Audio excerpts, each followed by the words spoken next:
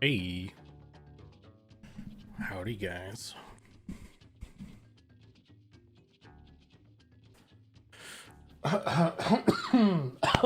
Oh man.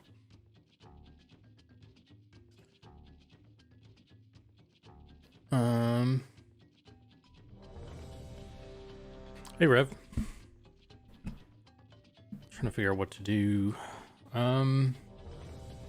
I guess one thing I can do tonight is oh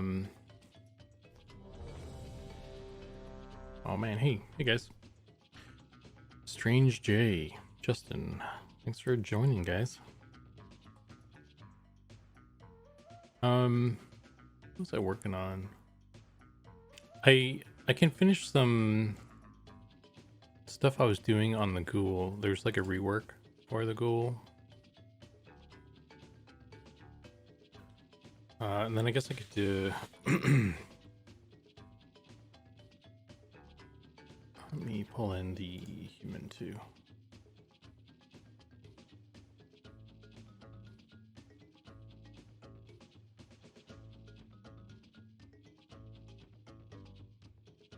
So one of them bigger.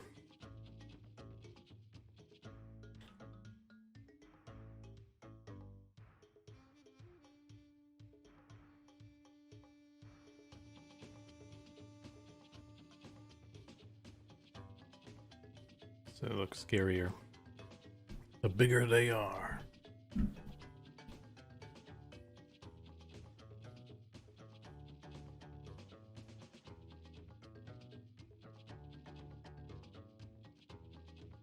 Probably need my my tablet too.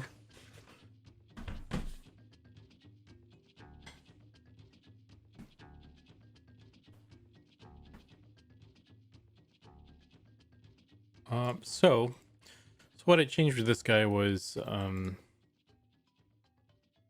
get this guy out of the way. I changed the head shape, the face shape and everything, and I put the teeth on as part of the jaw, and I'm gonna repaint that.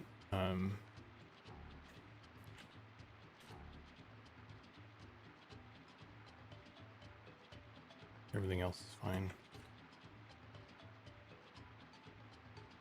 And then there was like some minor other stuff with the forearms.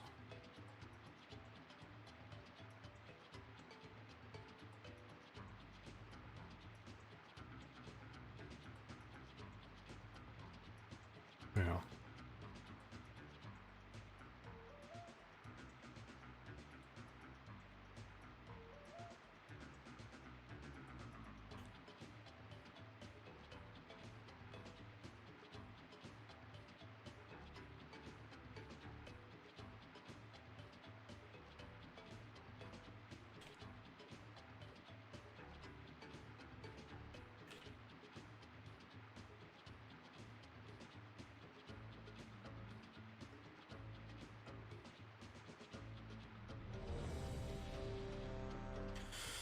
Yeah, okay.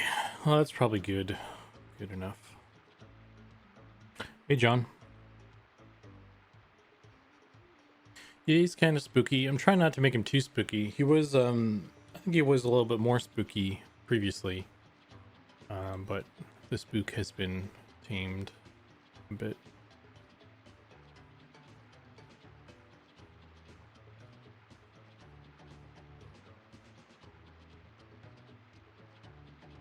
Okay, so if we're good with that, let me get rid of these guys. Select this. Oh dear.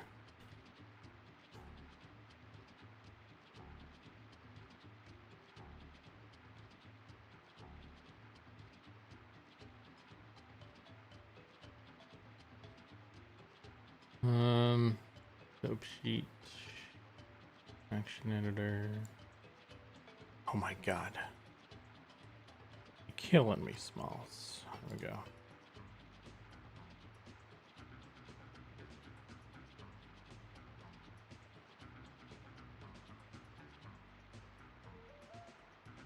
Pose. All right. I wonder how quickly good stuff, we'll get to doing this guy because the animations I did are kind of screwed now with this probably. So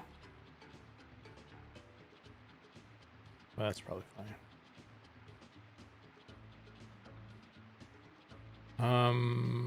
So what do I need to do? I guess I'll just export this.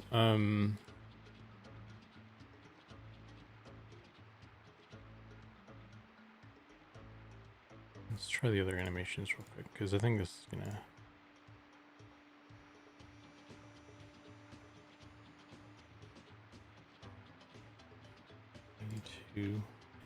82 frames.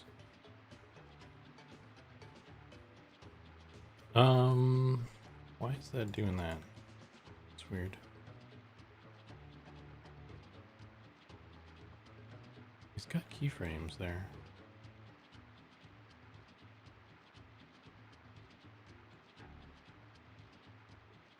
Well, I guess some of them are just not doing anything. That's weird. Maybe that's why he's being weird in game.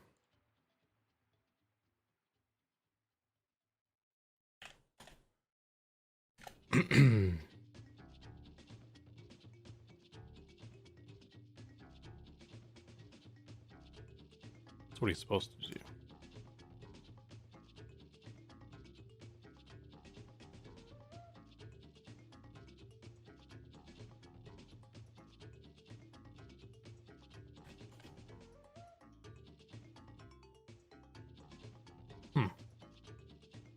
Oh, he is floating a bit there. Hmm.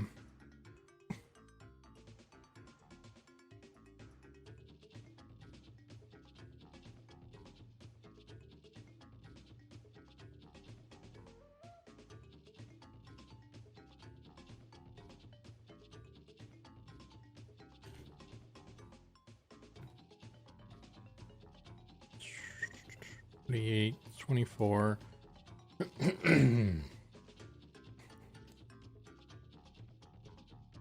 Delete keyframes. Keyframes. Is it 36? I'm gonna go with 36 keyframes.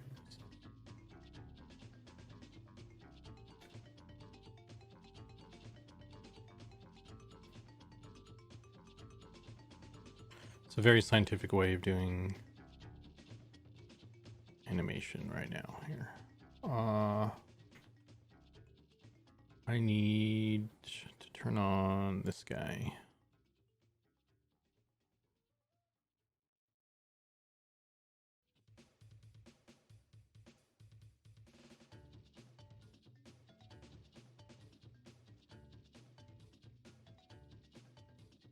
Oh shit.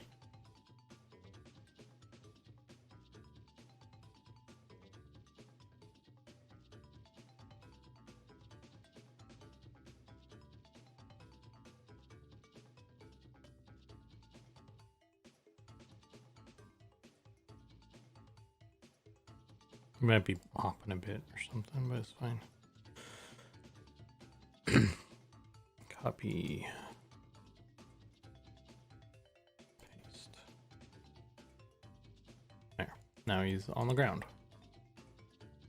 His placeholder animation there. I thought you had an animation guy now. Yeah, we do. Yeah, I just do placeholder animations.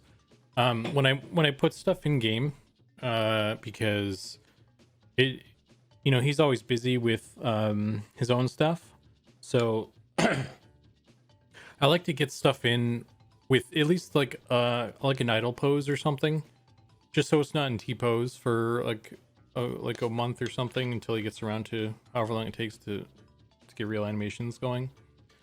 So it gives people an idea of what it's supposed to look like. And makes it easier to judge the model if they have any feedback, and stuff. I just throw like my shitty little rig on here, and I do a quick thing, something super simple, just to kind of convey the feeling of it. But Erkenstaff is our animation guy, and he can totally throw all my animations in the trash, and that's totally okay with me.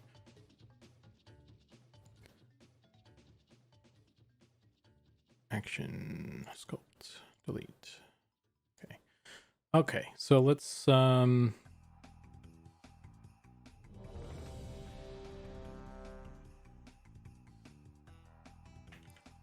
freeze transforms, and then I'm gonna export this bad boy. I think it's this one. I don't think I still have it in here.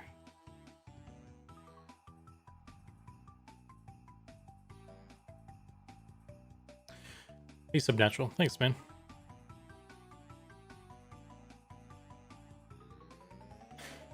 Yeah, I want to... So I'm going to...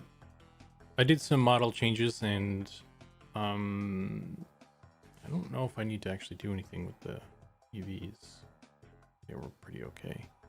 But so I'm going to do that, and then I'll go in and clean up the texture some more, because that's kind of a placeholder as well.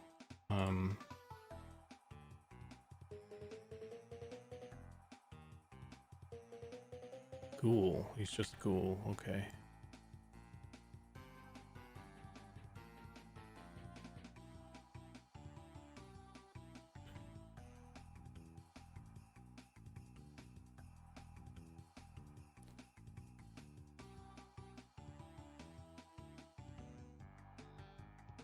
Copy. Paste.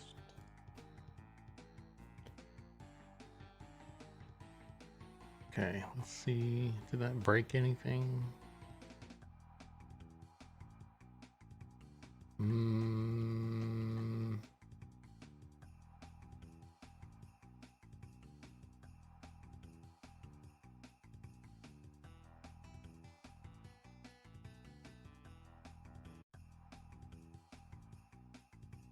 Doesn't look like it. Let me pop in game real quick and see. Hey John, you catch the World Cup? You guys were great hosts. World Juniors.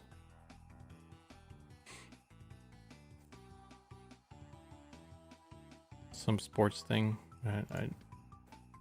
Is that the World Cup, the soccer thing in Qatar? You from Qatar, John?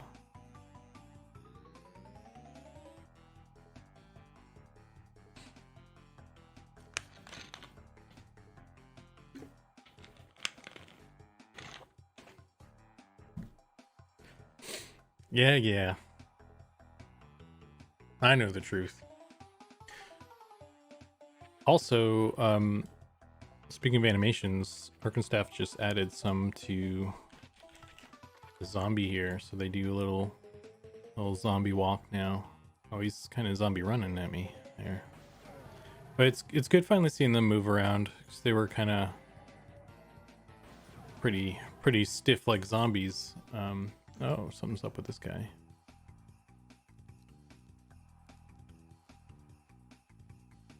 Oh, for hockey.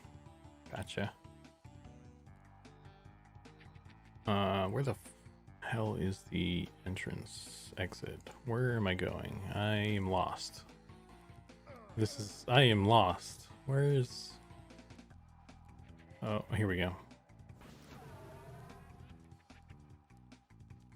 Oh wait, there's ghouls in here. I can kill the ghouls here. That works too.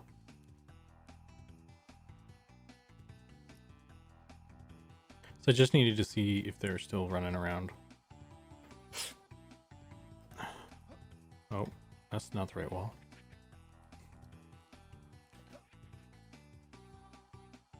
Okay. Oh, it's quite large. Oh man, he's actually kind of scary now.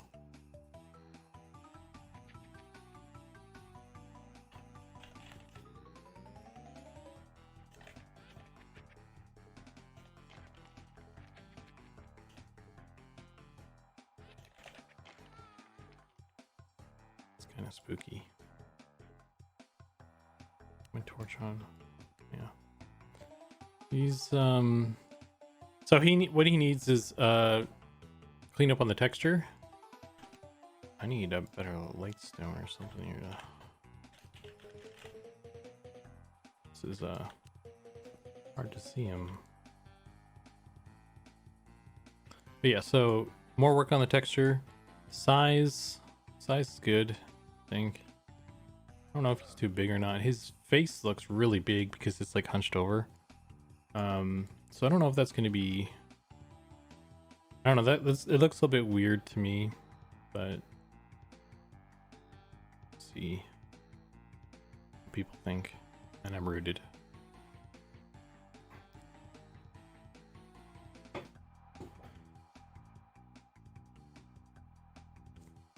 But yeah, so the texture, and then he's gonna get some glowing eyes, and then he's good to go. And then he just needs the animations. This dude bites. He's a biter.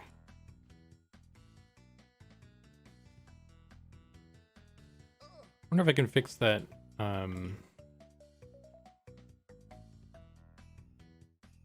Let me see if I can fix that animation bug.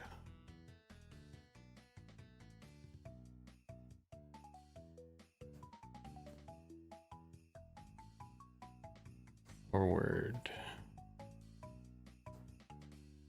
I don't know, man. It works. It works in here, so I don't know what's going on. Oh well, it's not my problem. Someone will fix it. Okay, so model's in. And we'll do this.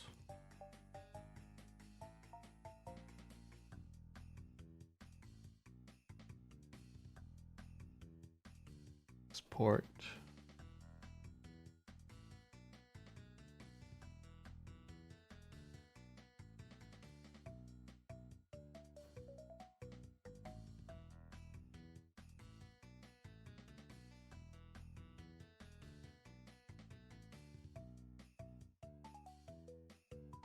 Only got the one texture. I think I have a PNG already on this one. Yeah, this guy.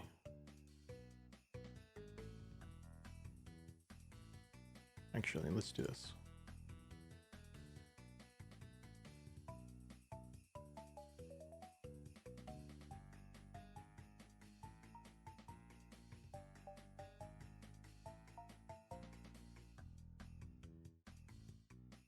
Nice.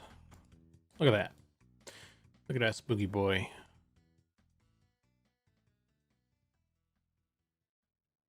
So. Shaved it. You madman. His skin just blends into the shadows. Well, I don't know if do I have the Ghoul thing laying around anywhere?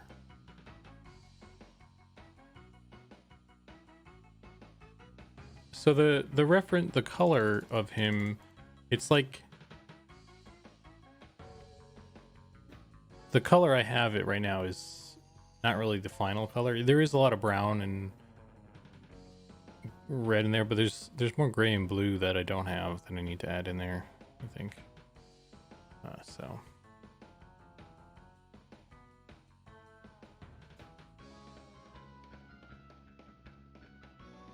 let's get rid of this.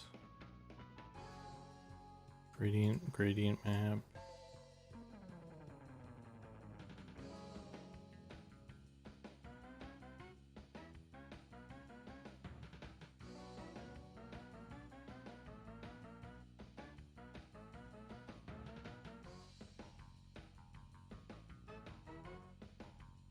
Let me do this.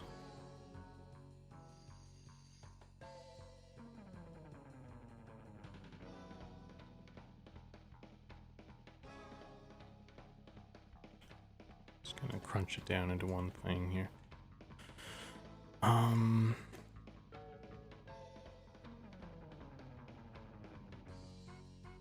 Yeah, let's just do that.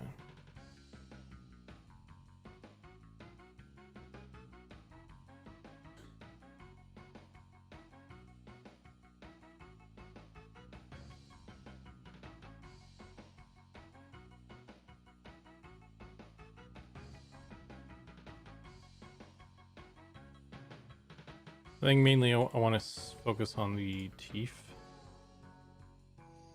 area. Oh, what? What's all this? Let's merge all these.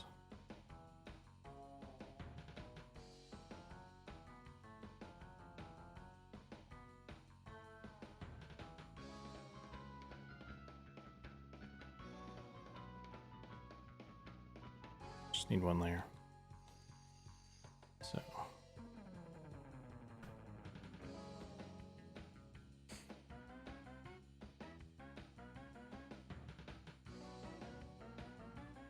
All right. So I'm just gonna. One of the comments was that they wanted like the jaw to just come up to this area. So I'm just gonna pull this whole area up here.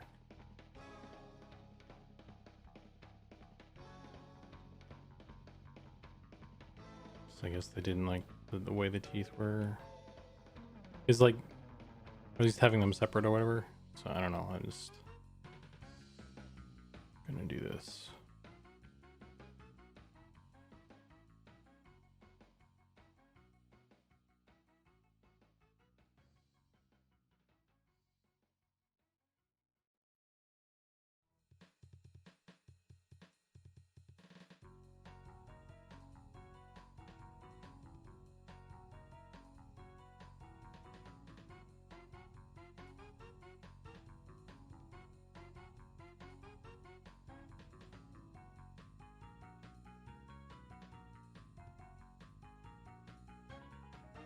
A weird seam thing there.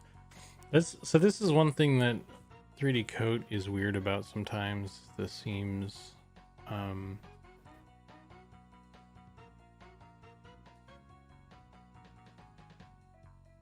don't know what's happening there. I know it's because these are separate islands. Maybe it's because the scale is different.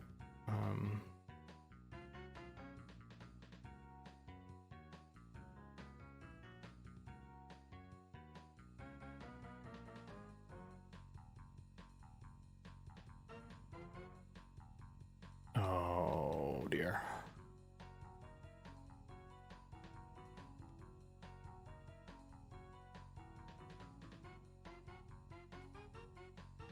I can't really attach them where I want them though, because I move the mouth.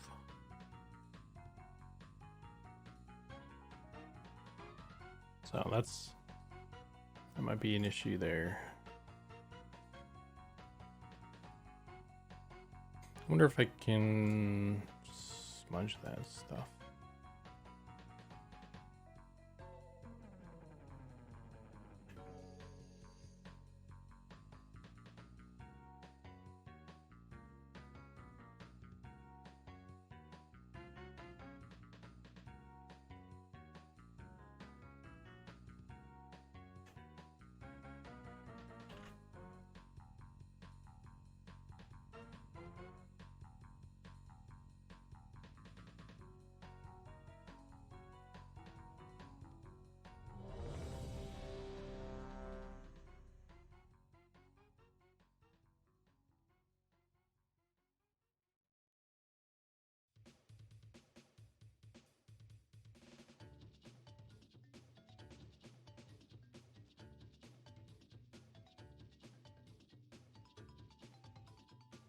Actually, let's just do this.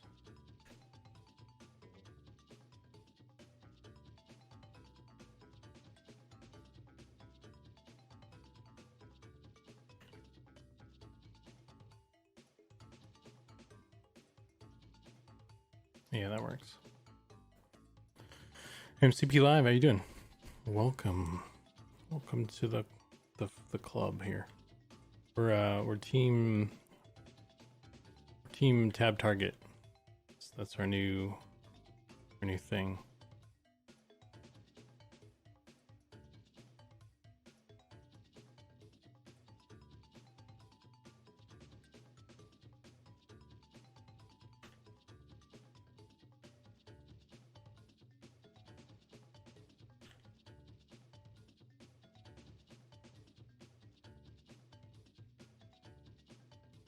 Tab target guild. Yeah. If you don't like tab targeting, you're in the wrong place.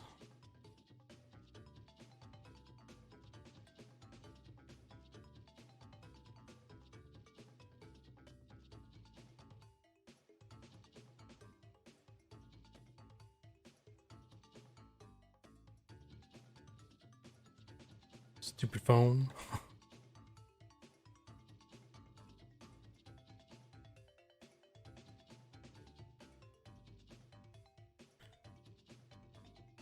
Oh, that's weird. It's doing it in a weird place there. I also need to do these edges here.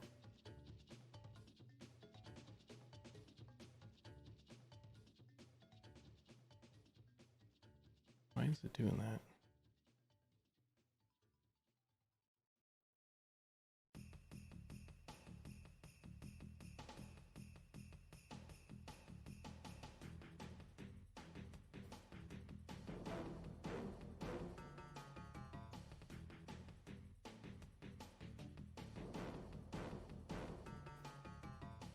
Paint objects.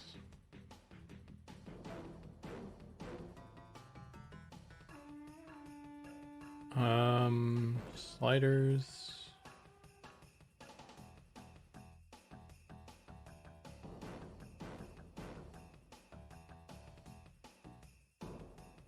What is the 2D thing? I forget what it's called. It's like the default.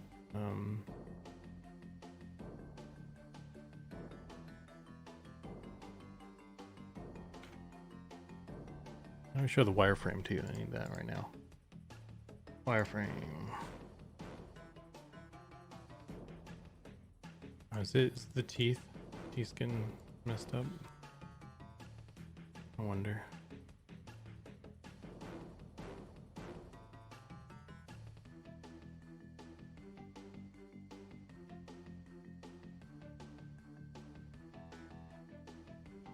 It's that face. It's been weird. Don't like it. Not a fan of that, whatever that is.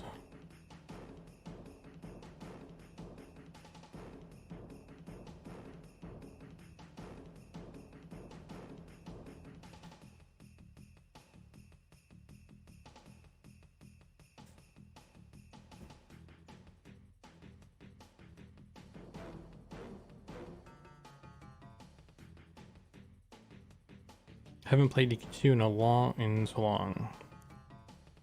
Yeah, EQ2 for me was, I enjoyed it at launch, but they kind of, I might have to review this thing, honestly. This is being weird.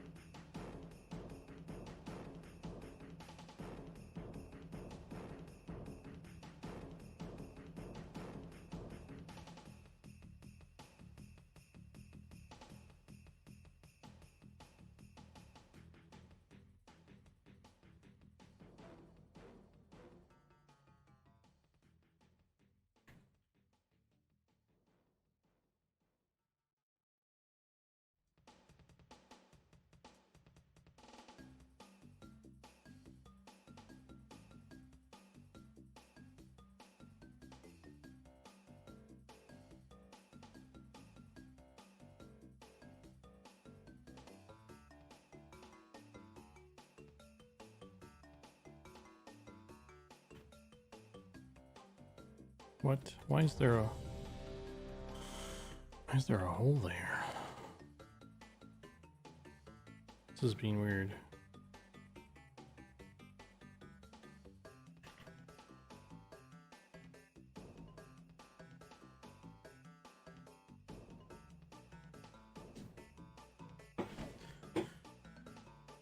Hey, Bettis.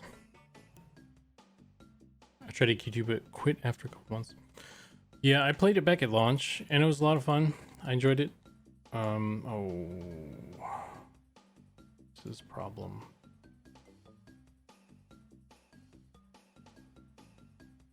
Yeah, I think I'm just gonna have to review this because it's being weird.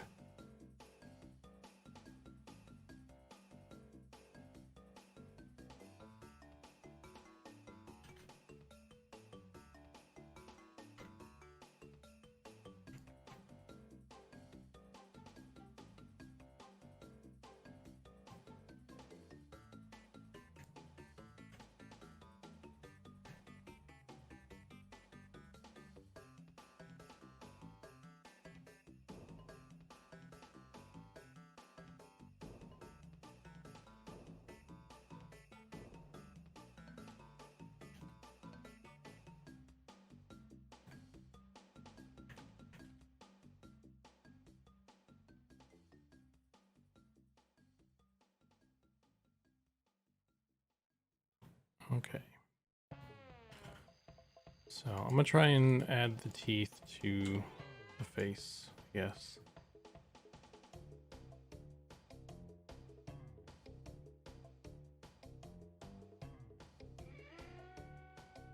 Poor Gummy. Ghoul.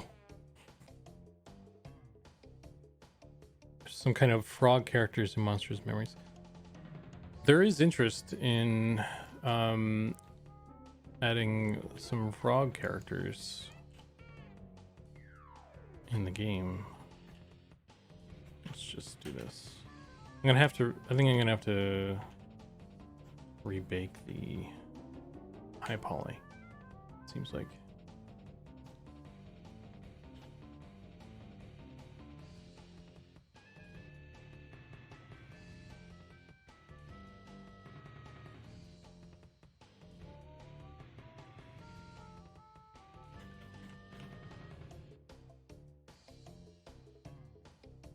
There's top teeth too.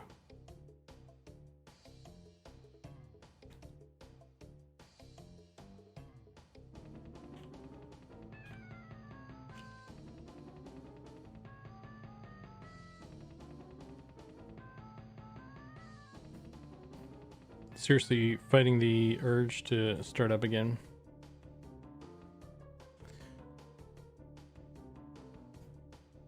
I might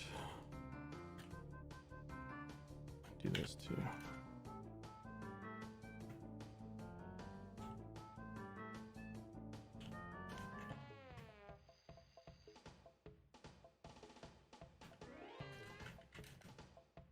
How can I cram this in here?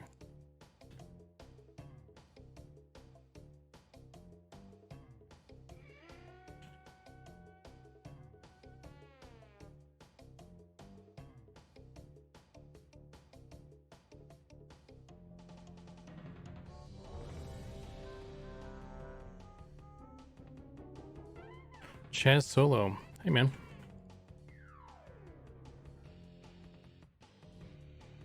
How you doing? Welcome.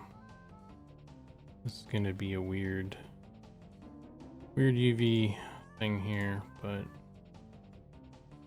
I don't think it can be helped.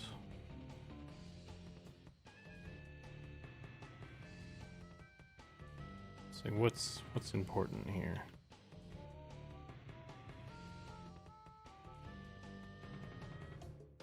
Try and do the bottom jaw as just the straight part here.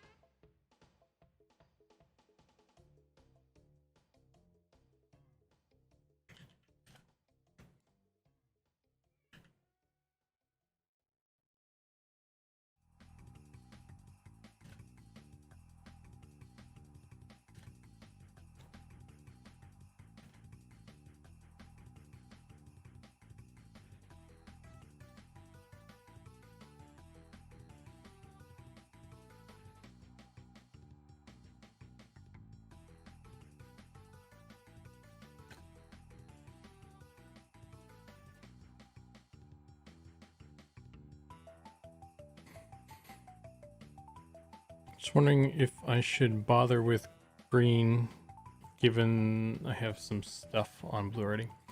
Yeah, I haven't touched. I haven't really touched P99 in a while, other than to like get reference for stuff.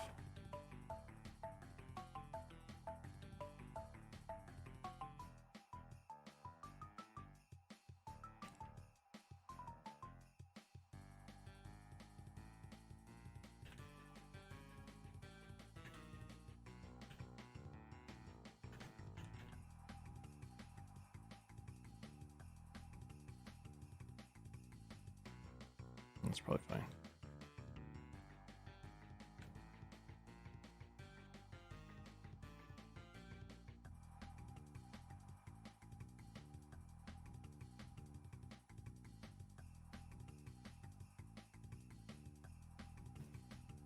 Oh no.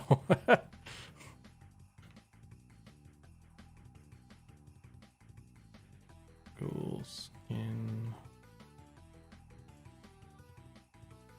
Yeah, I don't think. Okay. Yeah, so there isn't gonna be anything down here anymore. What is this?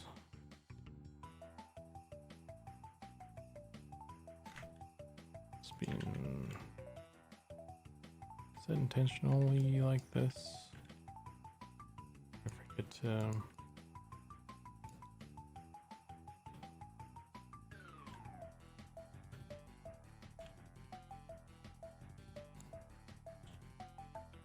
It's weird.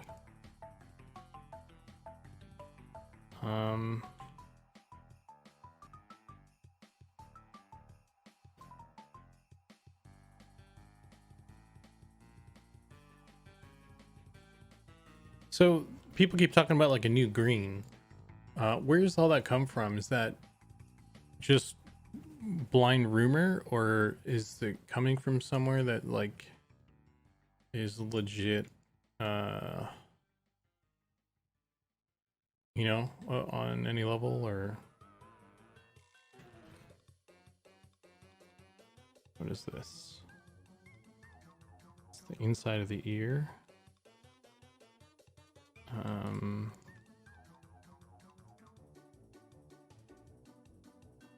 I don't really like having those two in there. Like,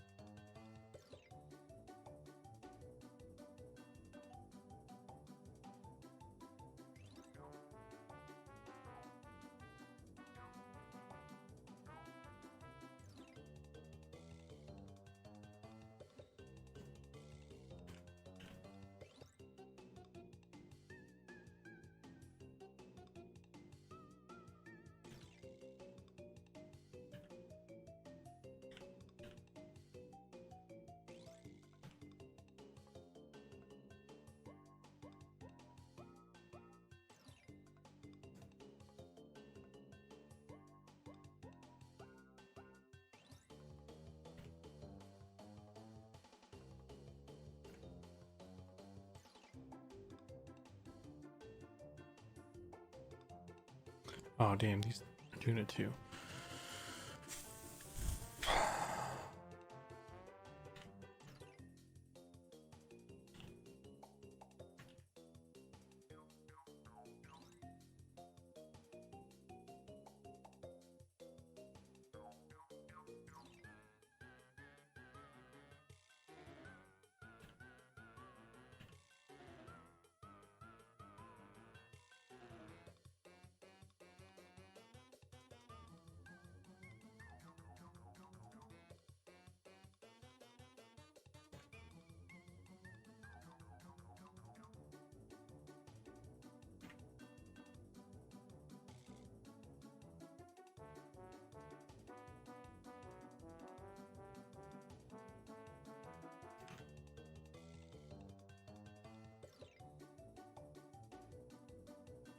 I heard that a second green server popped up on the EMU list for a little, but it was locked.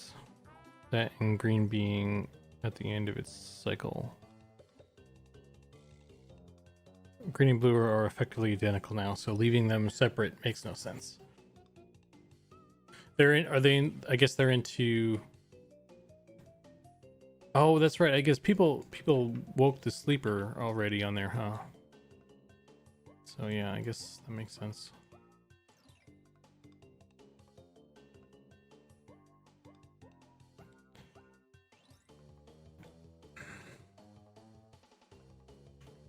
You know what I should have done? Was save that UV set and bake it to itself. But what are you gonna do?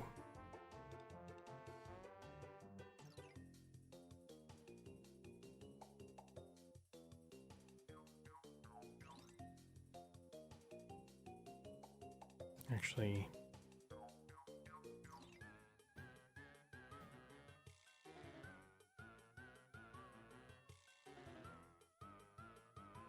maybe I'll just do that real quick.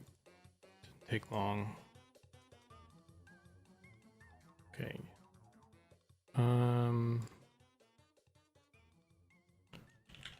Okay.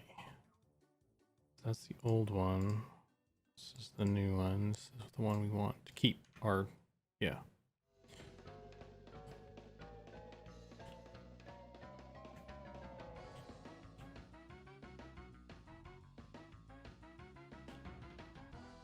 Oh, I need to cut this in half too.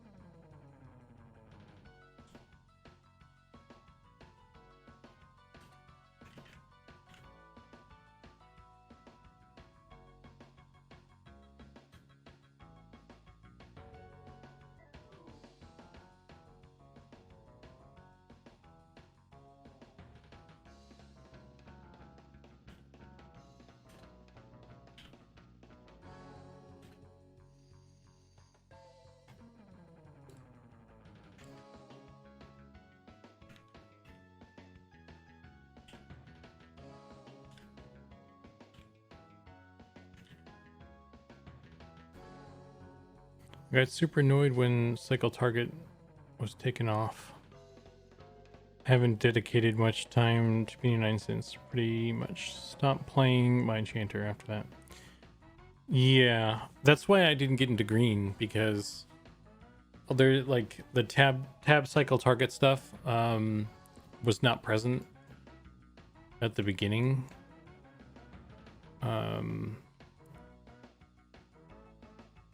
And I kind of need that to, you know, to make sure I charm the right, or mez the right thing.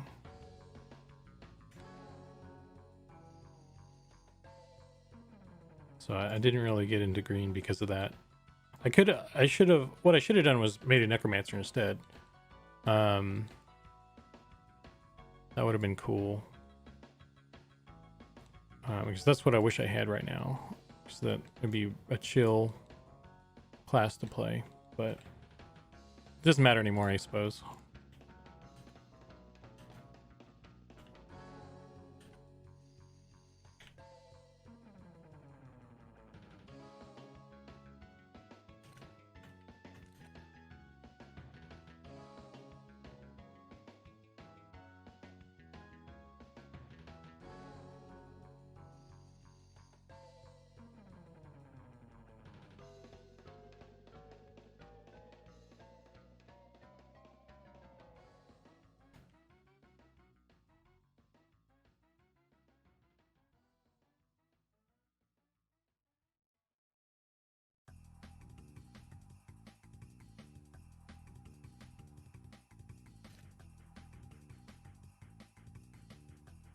Really threw me. Of course, I guess the issue with the necromancer would then be there was no pet window either, if I remember right. So I'd still have, I still would have complained about something.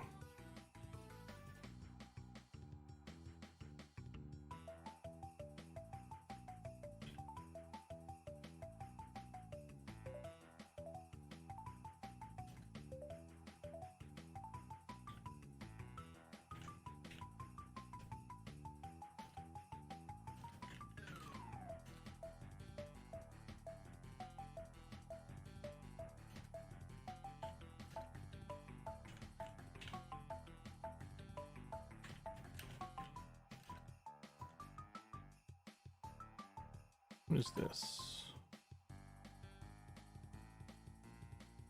The hands.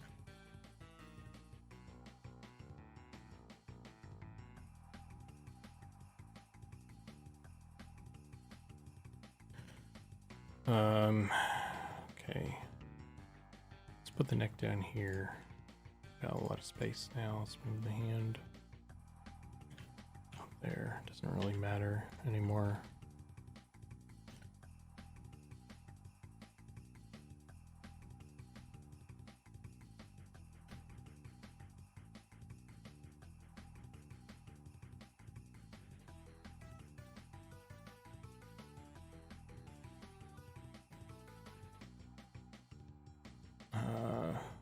Make all these a little bit bigger, yes.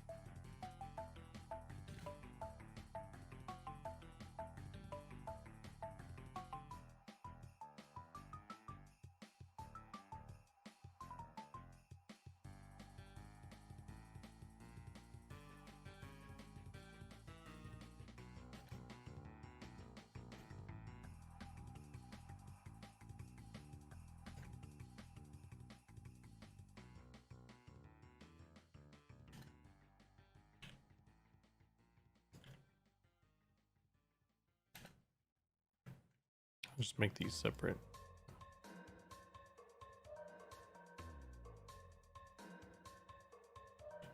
See how those are probably going to get messed up when I bake them, but it's fine. I'll just paint them.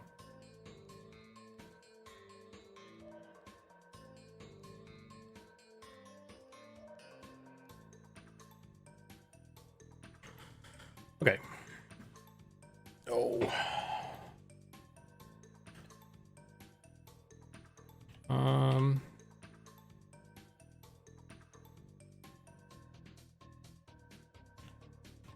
That ear looks like he's having a time.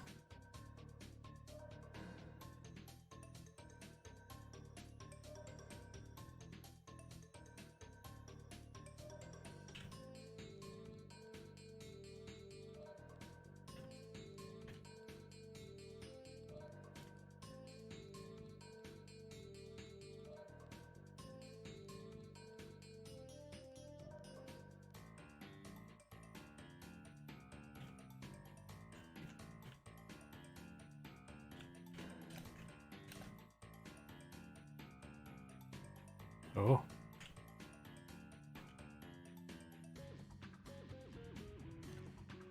Okay. Let's call that good. I guess unless I can do anything for this shoulder real quick.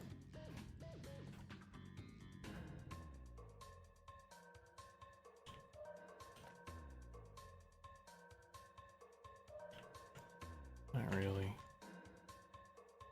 Let's just leave it.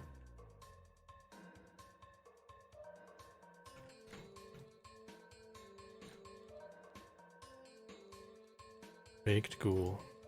Crispy. Just like Mama used to make.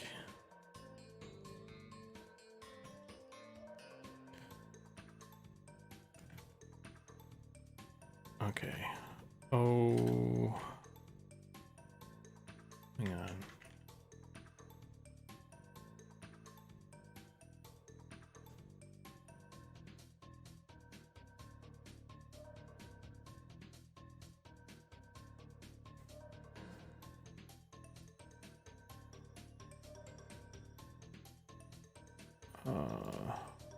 Let's close this.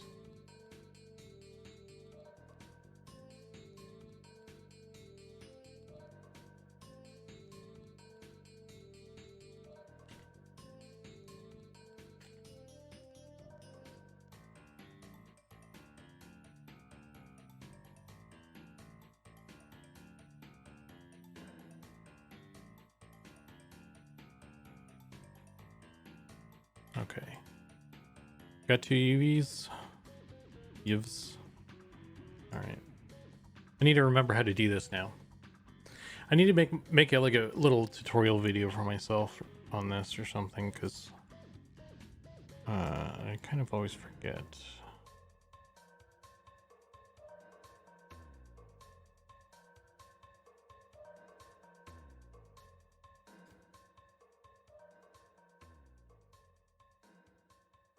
No, open.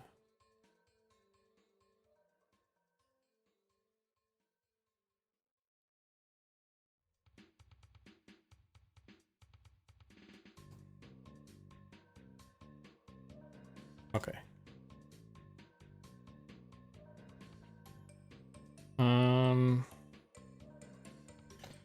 So I need a UV map times 2, one of these guys. Get rid of that. So this one is the old, this one is the new one. 2048.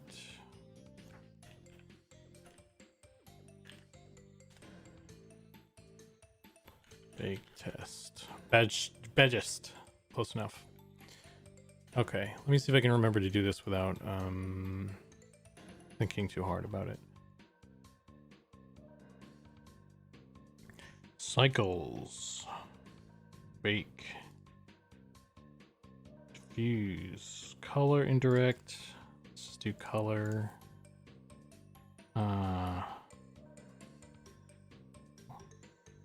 See what happens. If I get this first try. Oh my god, I'm a genius. Amazing. Okay, so we save this as badges. What is compression? Do I want to turn that 100% or 0? Amount of time to determine the best compression. 0 equal no compression. 100% equal maximum lossless compression with slow file. So I guess I want 100. If I'm understanding that.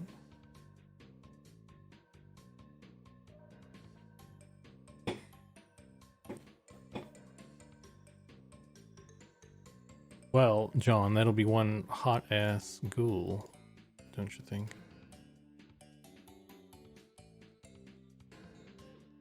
Apply. That's what they call a gilf. You know what I'm saying?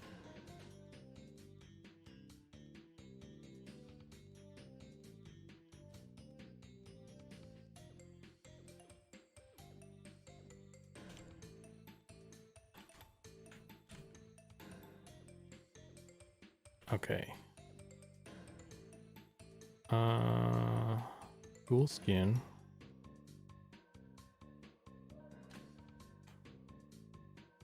Open this one.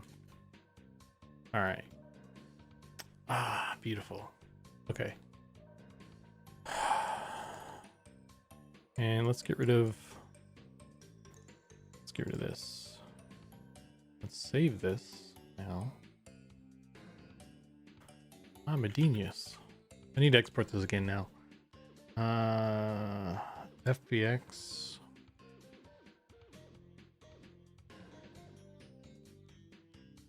Do I still have that other one open? I do.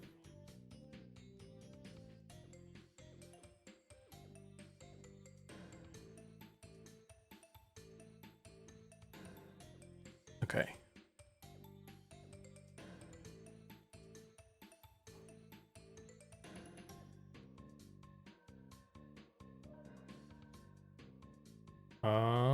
What is happening here, friend? Let's not do that. On second thought, importing an FBX is a silly thing. Let's do this.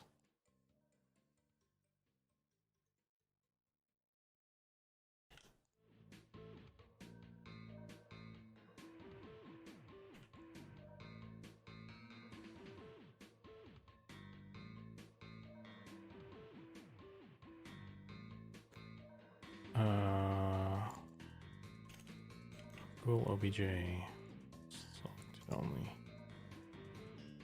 Or not OBJ. Yeah, OBJ. Why is he so small? Oh, wait. What is going on here? I'm confused. Whatever. It's working. It's fine. We're good. Why's it gotta... Oh, that's right. I turned wireframe on. Why didn't you guys tell me?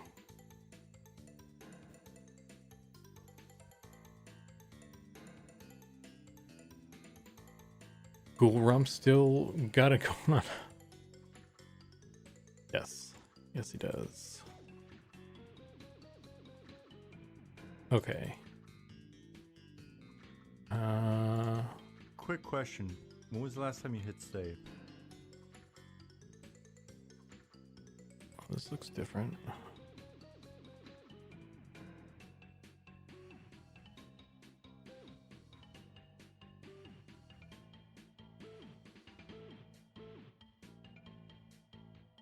Okay. Well, I saved recently. I brought back the Sean command, by the way. You diehard Sean lovers.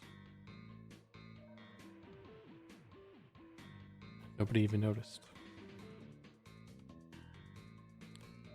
I should change it to like to daddy or something. It's the daddy command.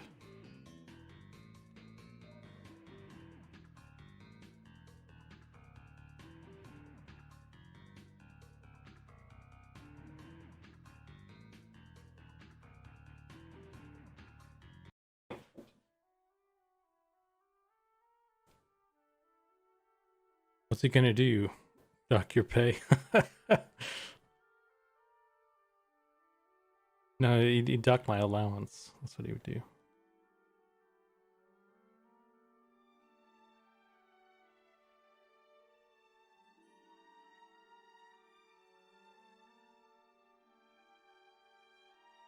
He's a strict dad.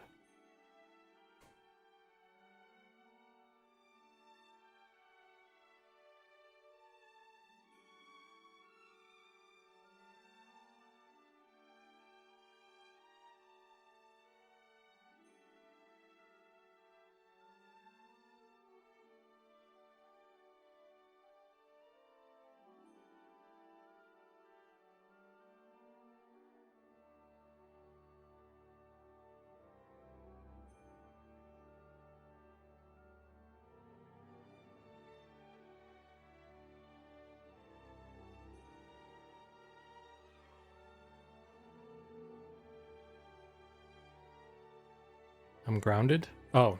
Oh no.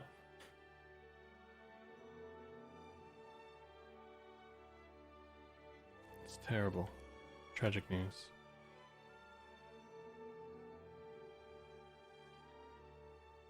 Alright, actually let me see if this works fine. This was the issue. This is the trouble child here. Yeah, we're good now. Worth it. That was worth the time to redo it.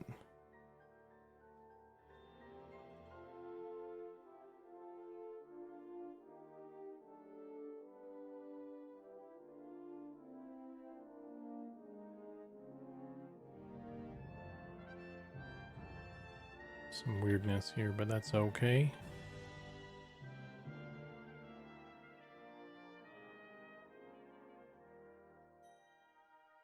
We're always gonna come and clean this up.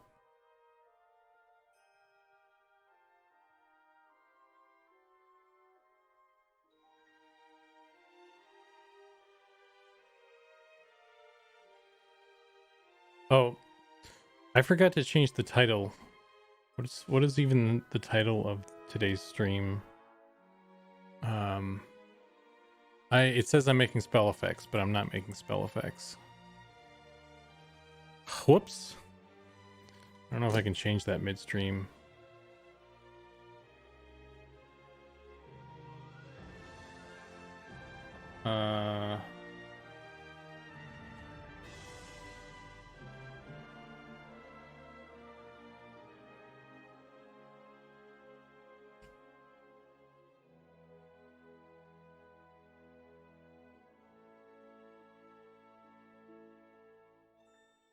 My bad, Mario.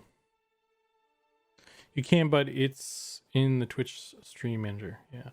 So I think I got it. Hopefully I don't get banned from the internet or nothing.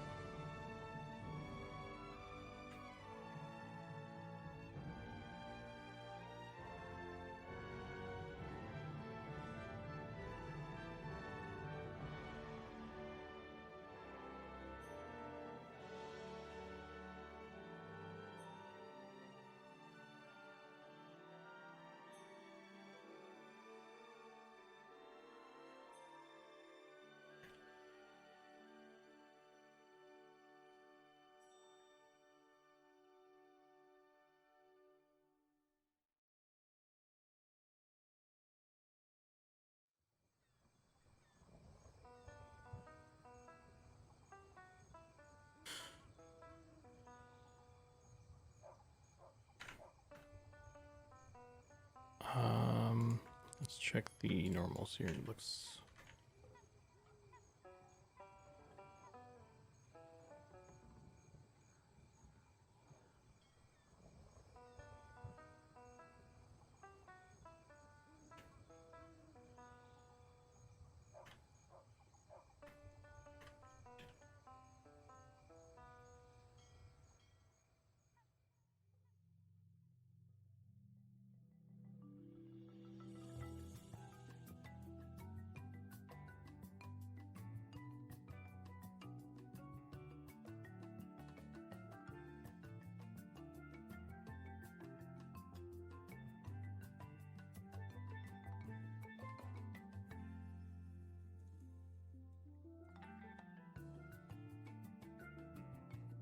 okay. There's a bit of weird shadowing on the midline there. So I need to reset the face normals real quick. It's not going to show on this one, but it's on the one that's in game at least, so that's fine.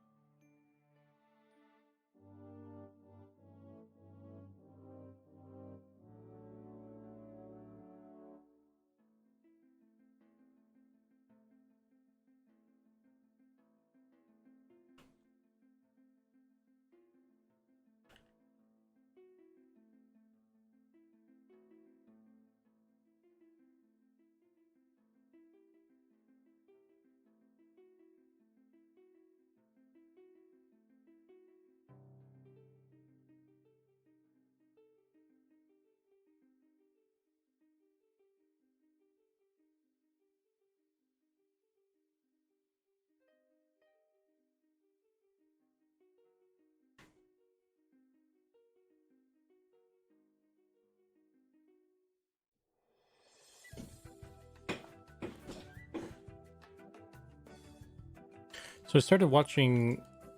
I finally got around to start watching House Dragon. I'm like on episode 4 right now. So first impressions though, it's kind of slow. Feels kind of slow. It's not as I don't know. spend all their money on the dragons. Couldn't come up with interesting, I don't know, murders and stuff. It's not bad. I'm just like, I don't know, I guess like after watching Game of Thrones, I guess I expected it to be more violent, I guess, more tension. Like the tension that they've tried to build has not been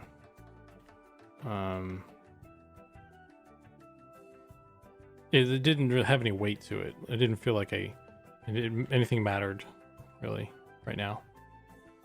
So I don't know.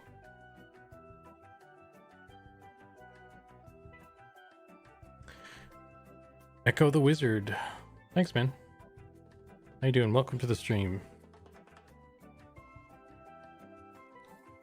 I'm trying to make him spooky ghoulish for you guys.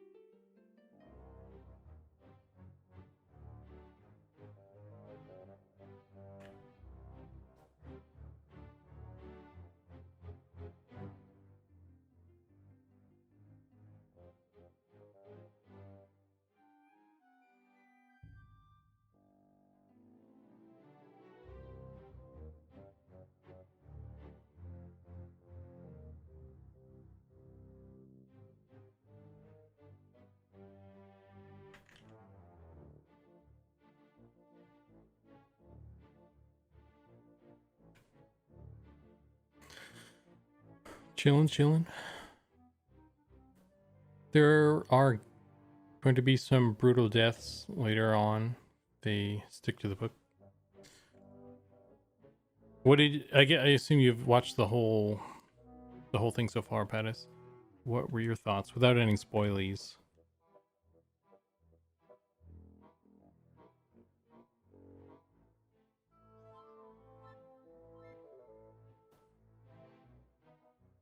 Liked it. Did you? What are your thoughts on it compared to the first series, Game of Thrones? Because like that's all I have it to. Oh, what the fuck? Is the battery dying on this? I haven't watched a single episode yet. Be gentle with spoilers, please. Yeah, I don't want to spoil it for anybody, or for myself even, because I haven't finished watching it. I'm just curious, like, you know, I guess comparison wise. So I only have it compared to the.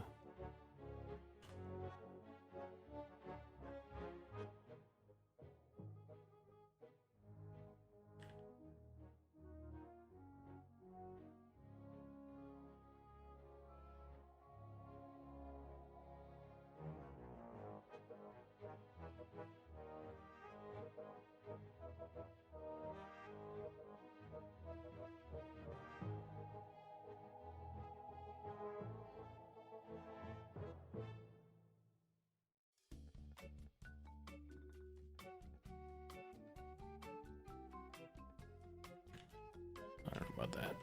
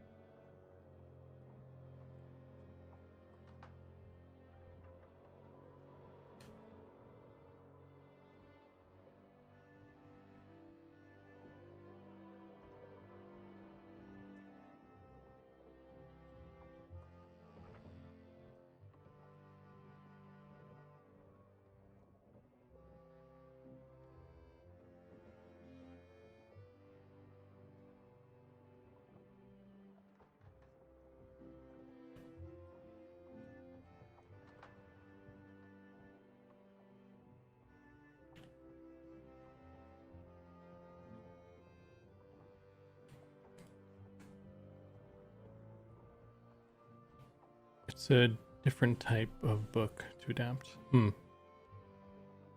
That's not high praise. That is, in fact, low praise.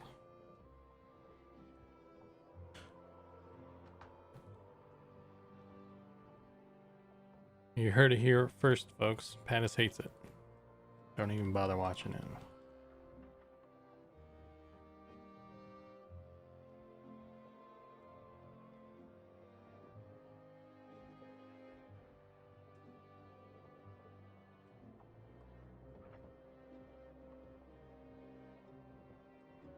It's from what is basically part of the Silmarillion of the Targaryens.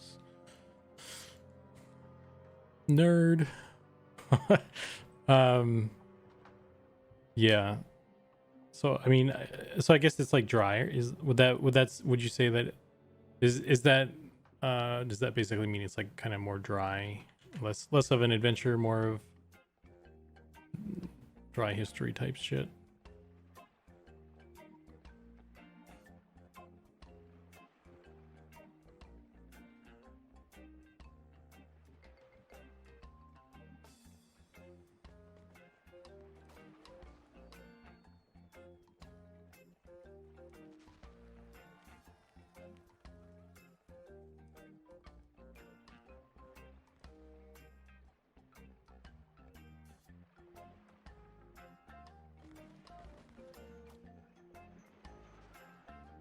Or am I just reading too much into that?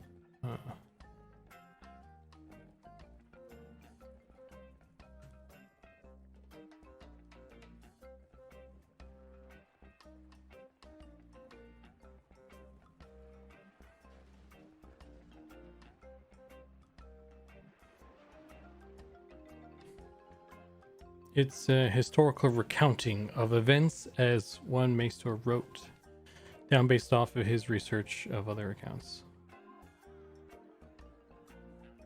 I only listened to the first 2 chapters and holy shit. Yeah, I think I have an audiobook of the Silmarillion that I used to use to like fall asleep to.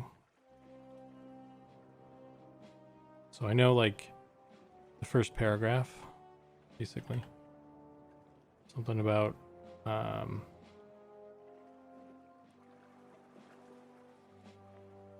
some dudes doing some shit, singing. There's a lot of singing, I guess.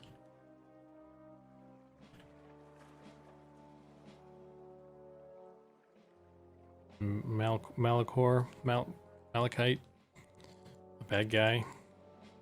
He was bad at singing, so they kicked him out, I believe. If I remember correctly, I'm pretty sure that's correct.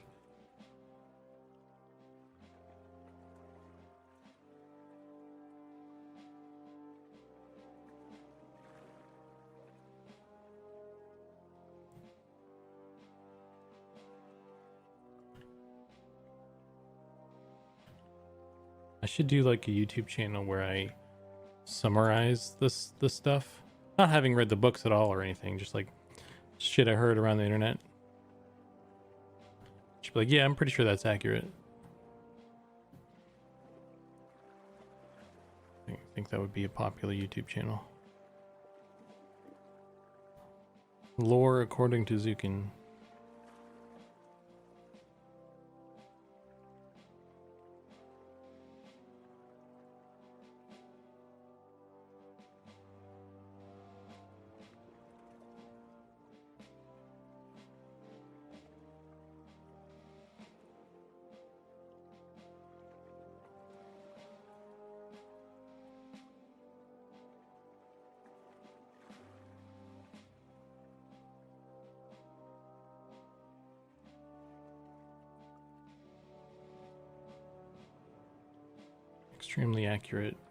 Extremely accurate lore. Melkor, who was renamed Morgoth by the elves. Damn, they kicked him out and changed his name? That's fucked up. So it's like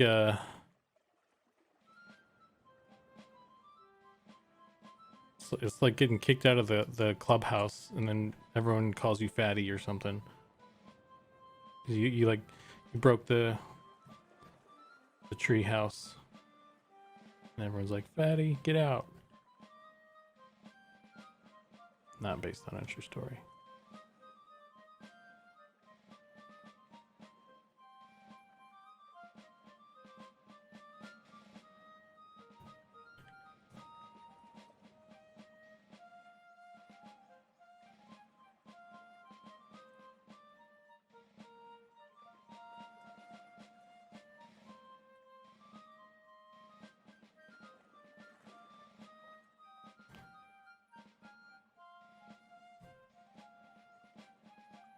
Yeah, it's basically written like Bible of the Middle Earth.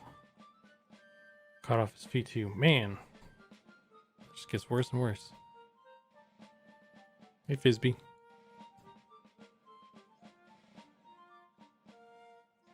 They kick him in the nuts too, or something. Is that why? That's why he's all bitter about stuff. They're just like, hey, those guys are jerks. I'm gonna make orcs and stuff or whatever.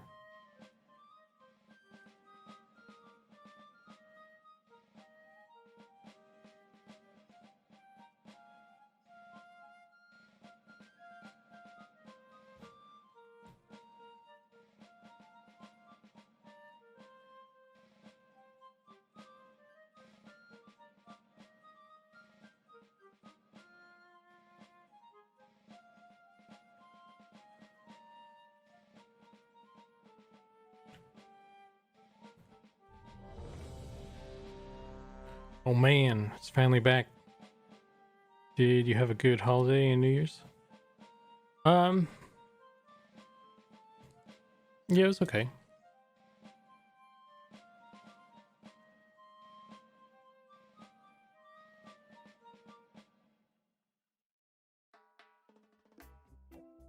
Just nothing, didn't do anything really.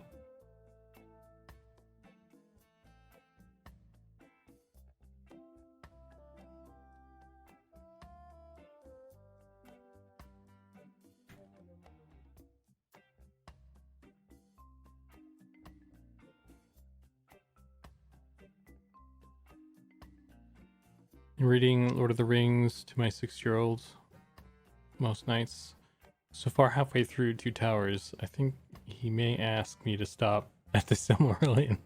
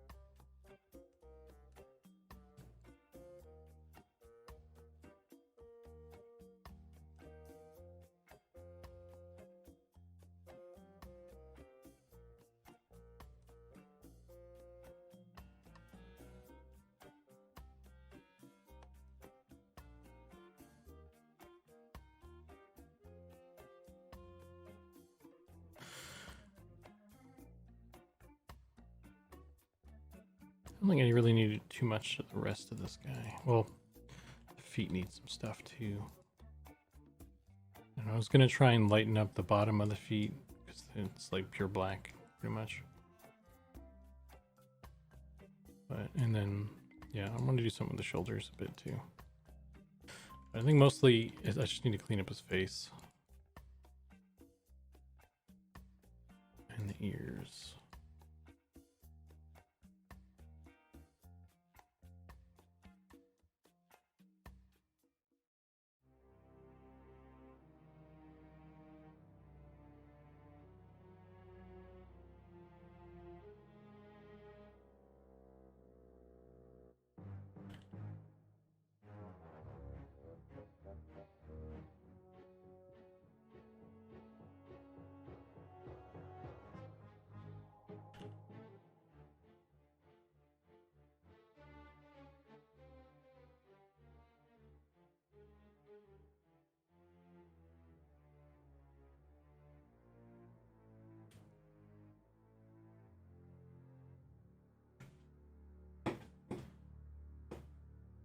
don't like making eye contact with it. Well, he's not trying to. I'm not trying to make him like too spooky. Need to find a way to make him look a little more charming, maybe.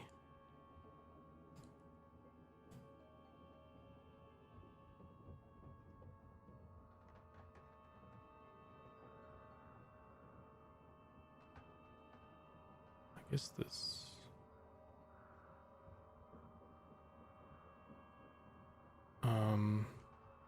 I don't even need to have mirror on, do I? Because this is freaking mirrored. Isn't it? Let me see. Yeah, I'm an idiot. I didn't need to have mirror on this whole time. So that's cool.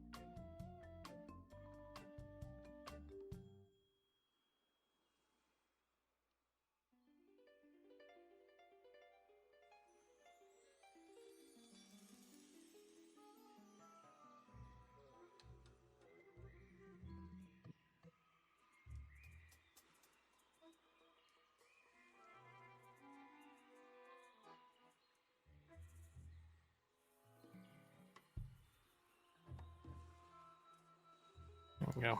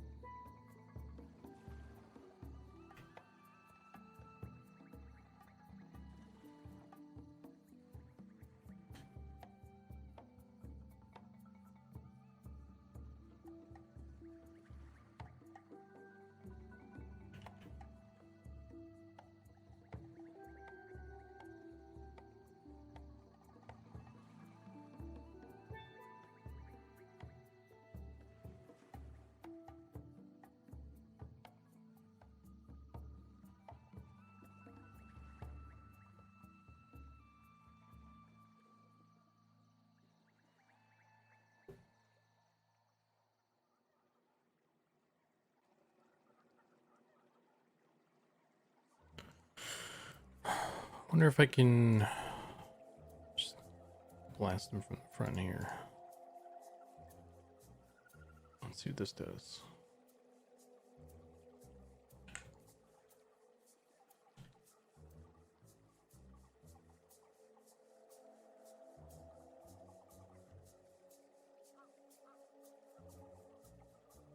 Cool. Love to swirly eyes. Yeah, man, those are cool.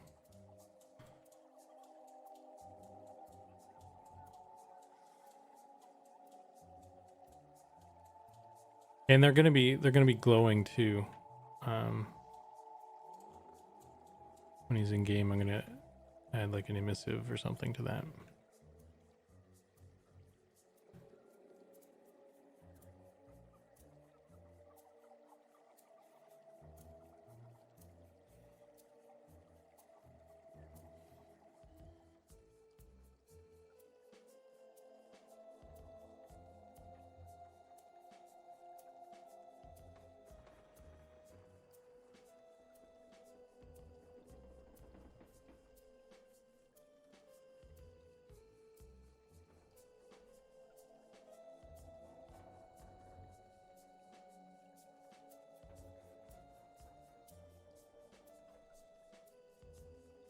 You seem to really like glowing eyes in M&M. Need to like maybe keep an eye on that, otherwise just everything's gonna glow in the game.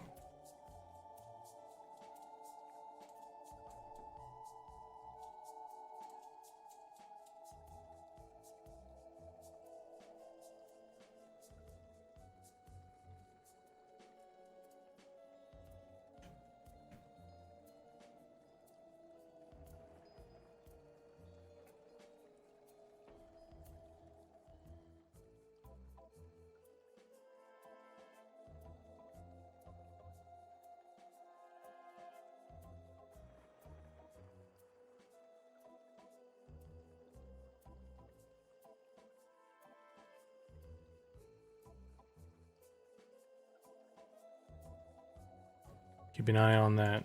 Haha, that was not intentional, but that's a good one.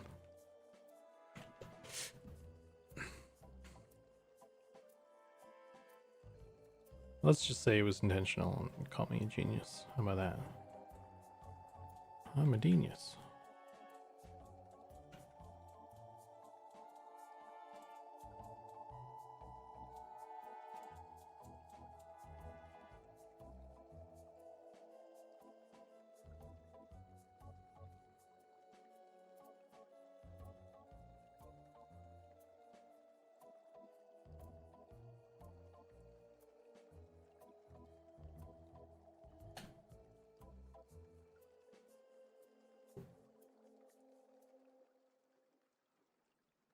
The eyes in M&M have glowing reviews.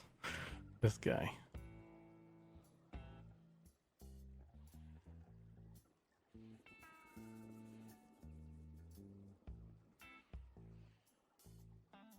Oh no, that's weird.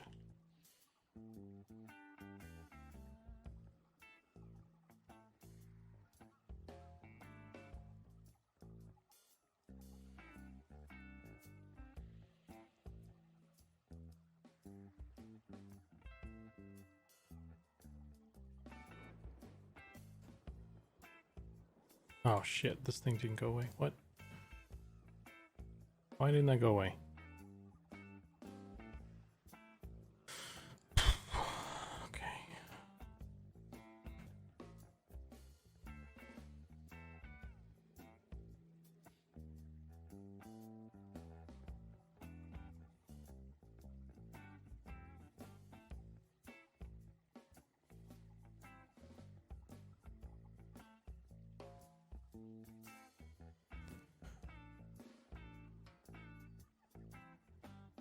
Oh man.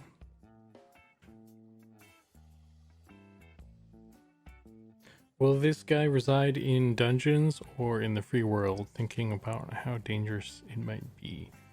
Drops? The answer is both. He's already in Wormsbane and Shaded Dunes. So watch out. There's at least one ghoul in Wormsbane. But there's a whole bunch of ghouls out in the desert.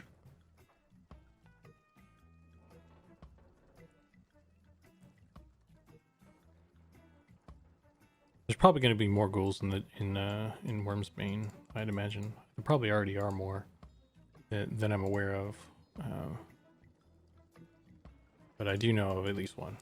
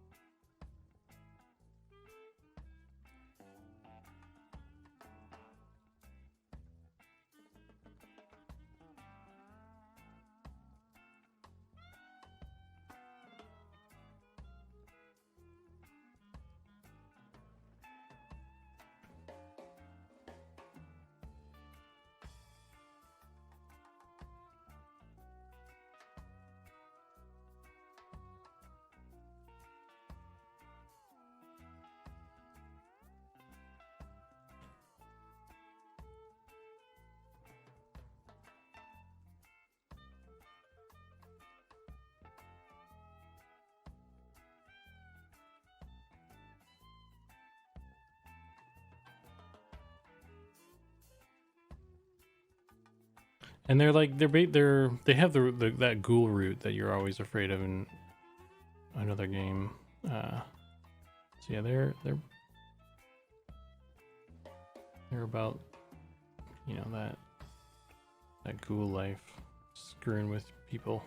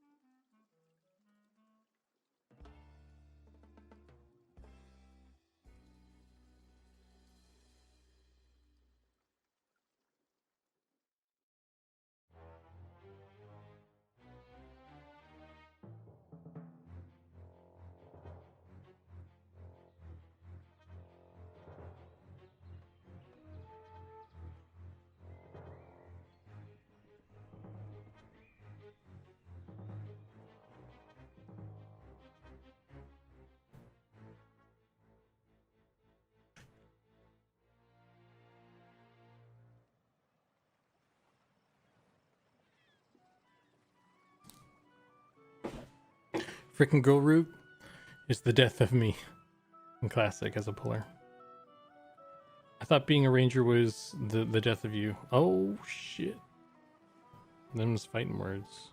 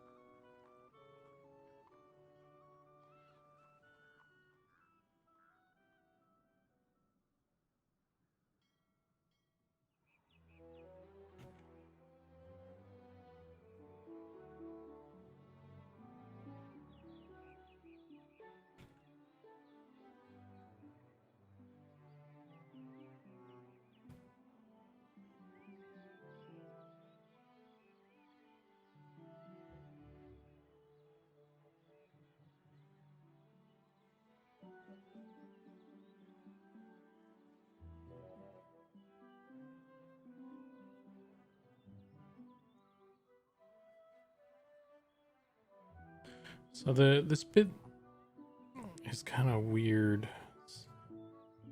It got a little messed up from all the bakes and stuff. I was trying to do like, I don't know, some sort of like plaguey bumps and shit, but also like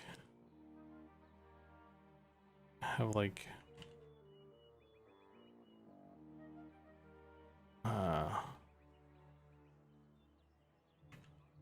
like these mouth wrinkles or whatever you want to call them.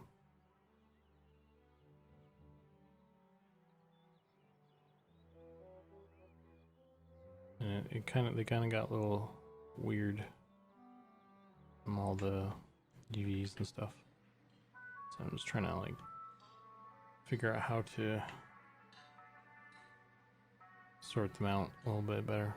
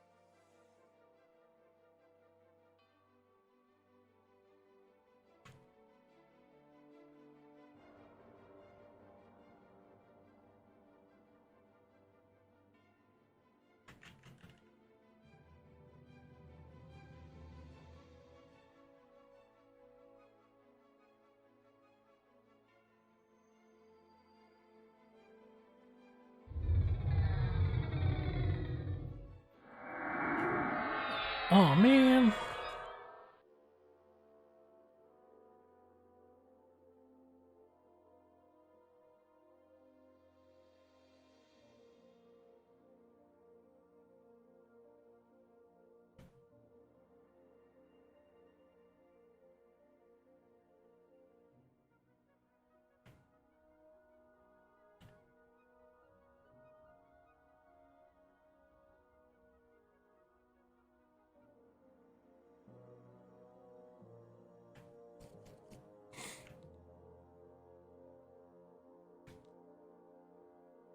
Oops.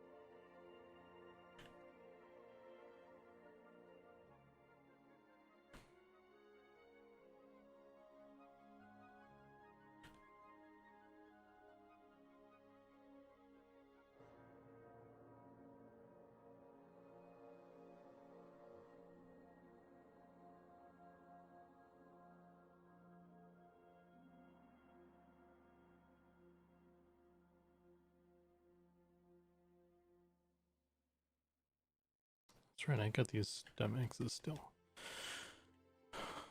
Oops. Never clean that up. My bad.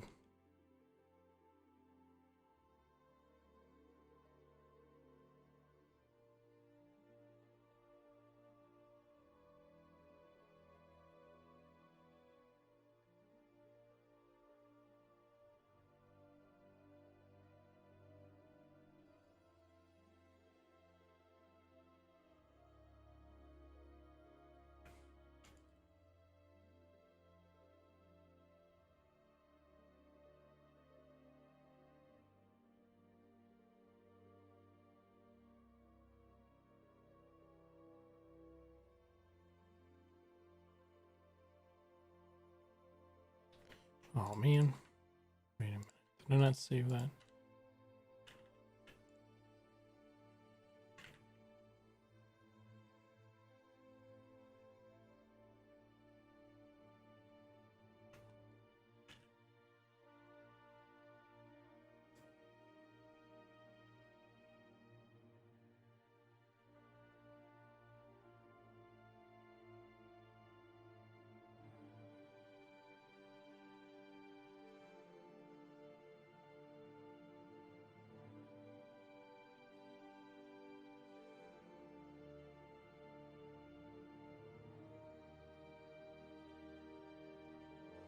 Save this.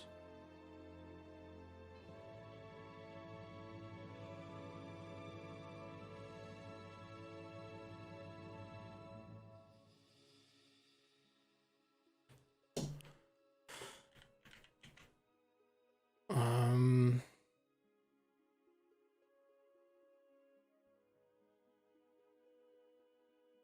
I have the Ghoul still on this list? Did I even open that?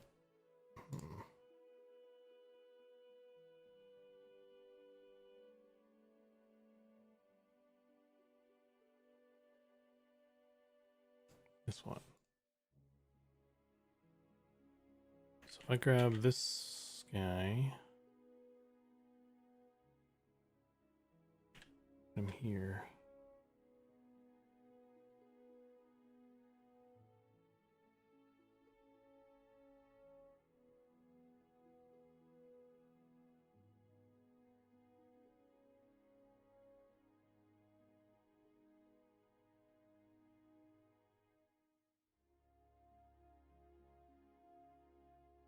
What is happening there?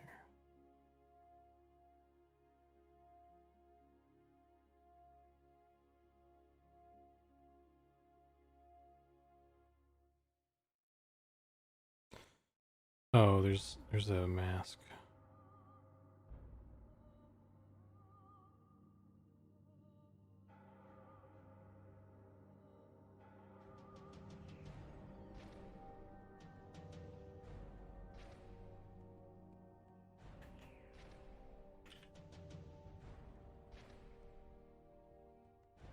Oh, damn. Let's do this.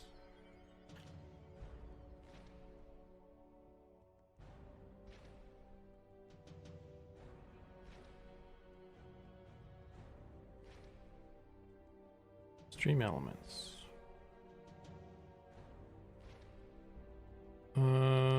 So if you save this guy,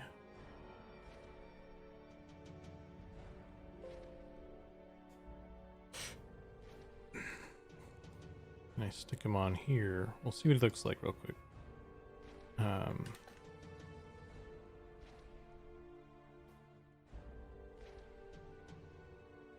Take a little, what do we call it? Little preview.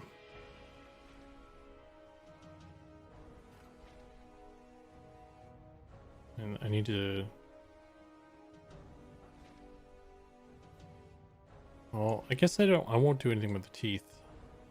Maybe I'll do something with the mouth though, so there's a little bit of contrast. I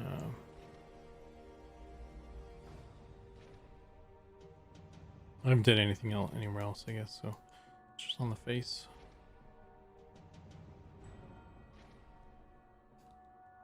Something going on there.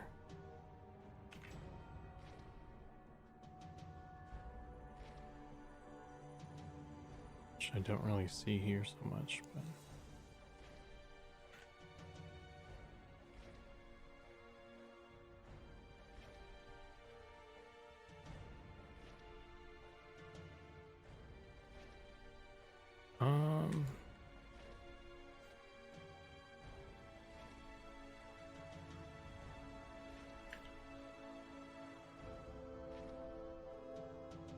that's useless now.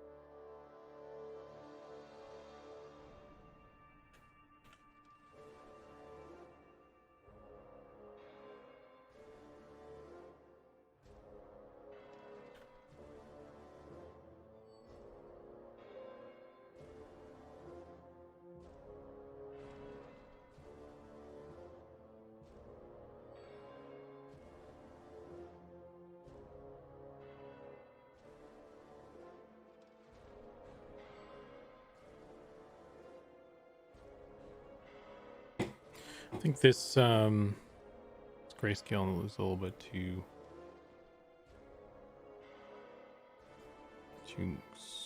scaly.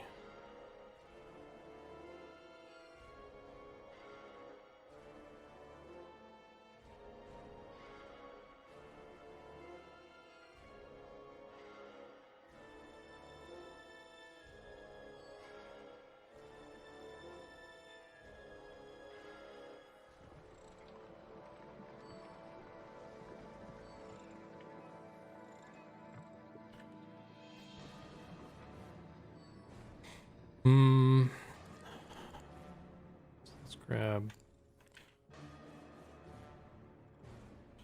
this one, fill this with black. And I want it to be just the eye. Let's see if we can do the eye thing real quick.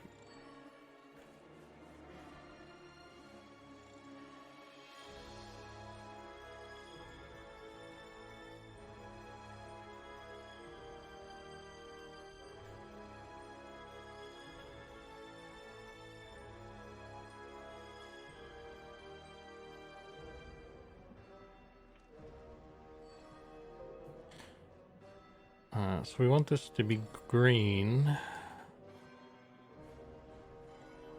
Let's do green. I'll make this another green, dark green.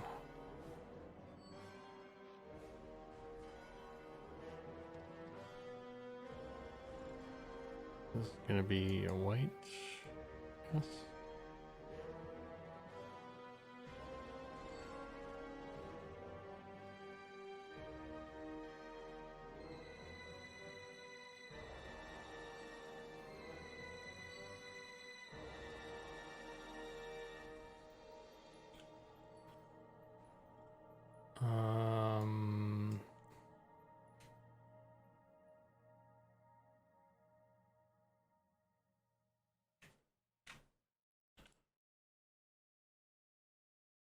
Let's fill this with black.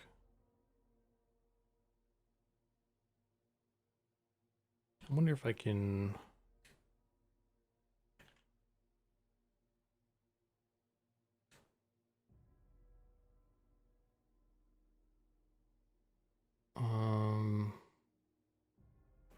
can I radial blur this bad boy? Wow. Oh wait, no, it's not radial. Oh wait, yeah, we're good. This is it. Will that work? Look at that. Beautiful. That's not bad. It's not a bad start. Let's see what that looks like. I wonder if I can make that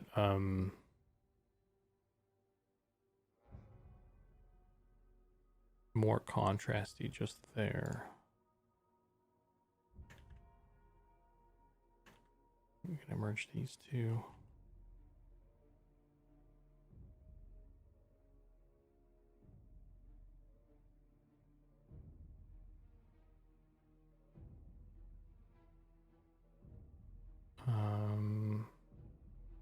Brightness contrast.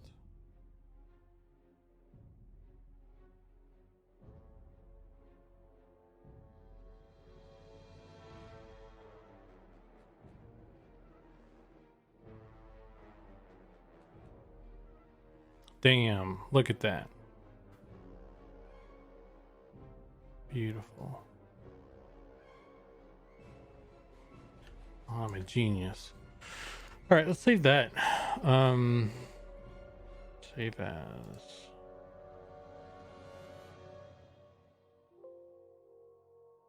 See what that looks like.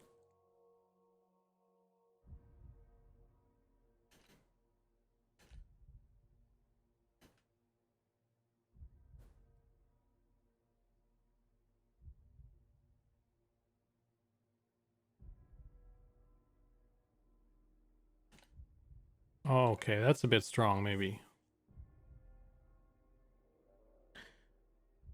I would let the emissive channel do most of the work. Yeah. Uh, yeah, I'll probably tone it down. Or something. I just want to see, like, what I need to do, I guess. Yeah, that's a bit strong.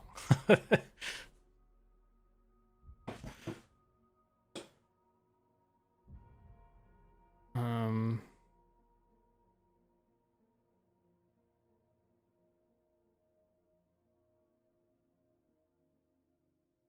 what about just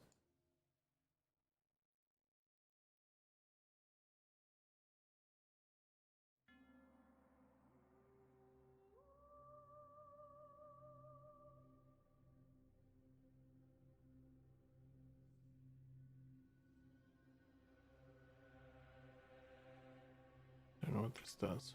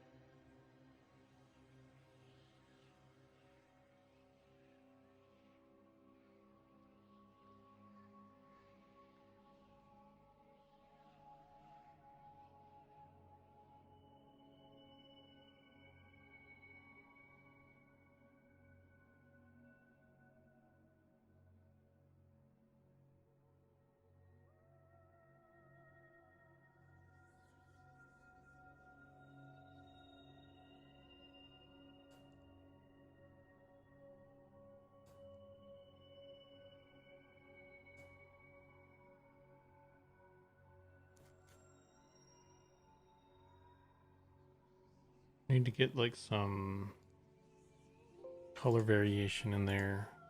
You get like a noise.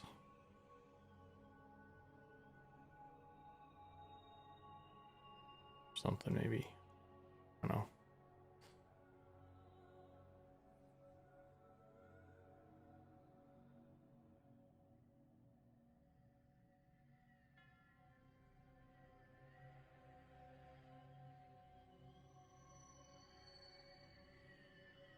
Anyway, that's just kind of like a preview rough draft kind of thing of how he's coming along.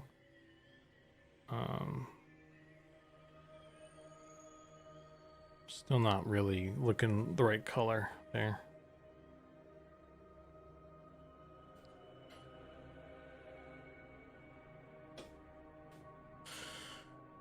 still more painting to do, I think.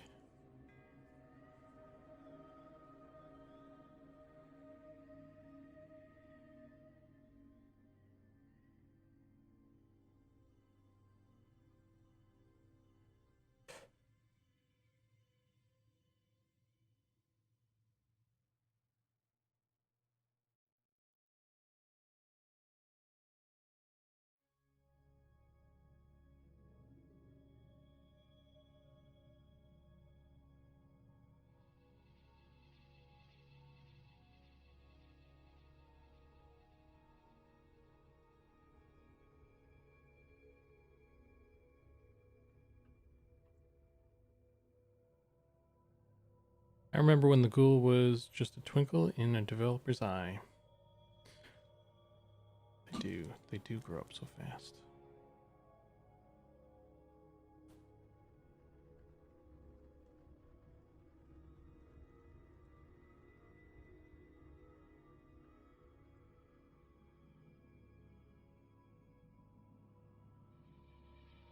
Yeah.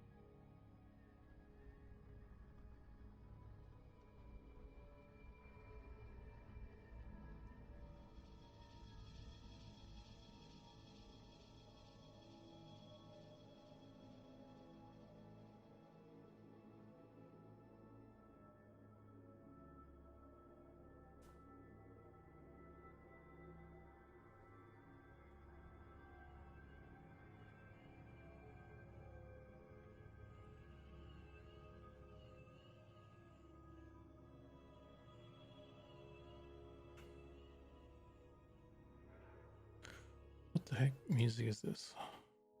Sort of spoopy music.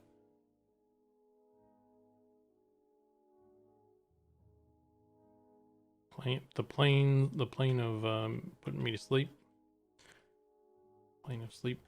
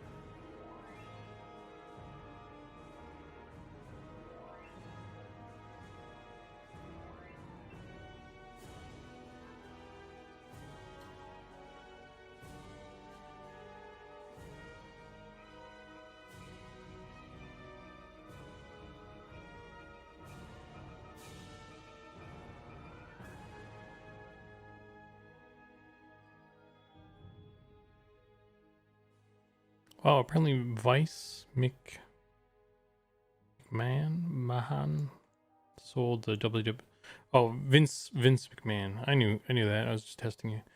Sold WWE to Saudi Investment Fund. Interesting. Yeah, I saw him in the headlines about something the other day. I didn't read it. But I guess that's what that was.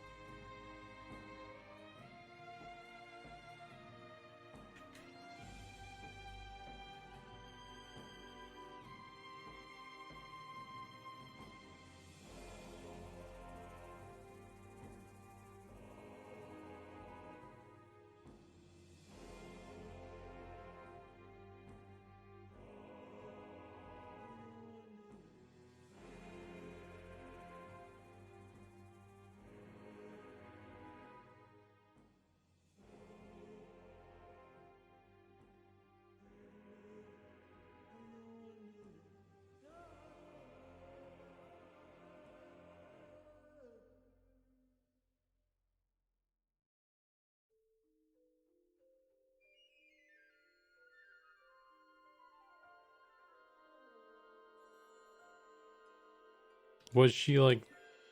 Was he? Is he the owner and she was like actually running the business? Not that I really even care, but I'm just curious why she resigned.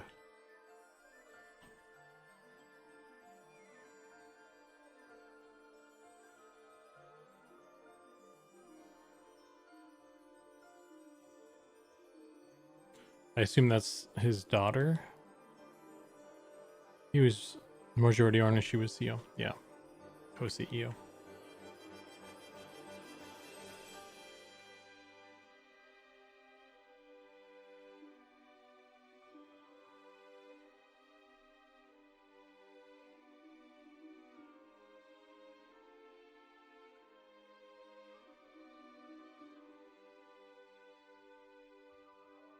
Pro women's rights. Ah, that makes sense.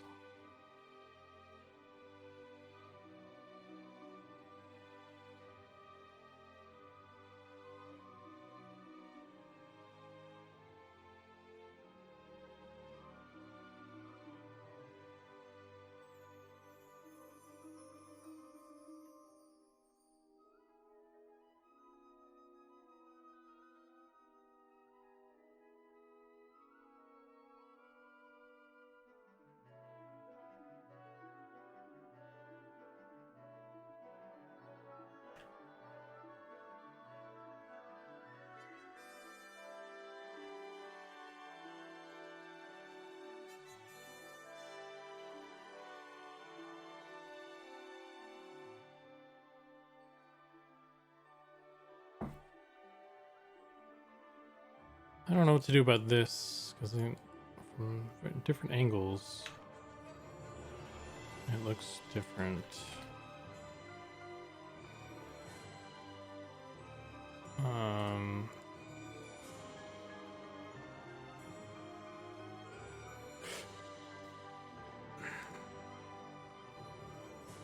I need to add an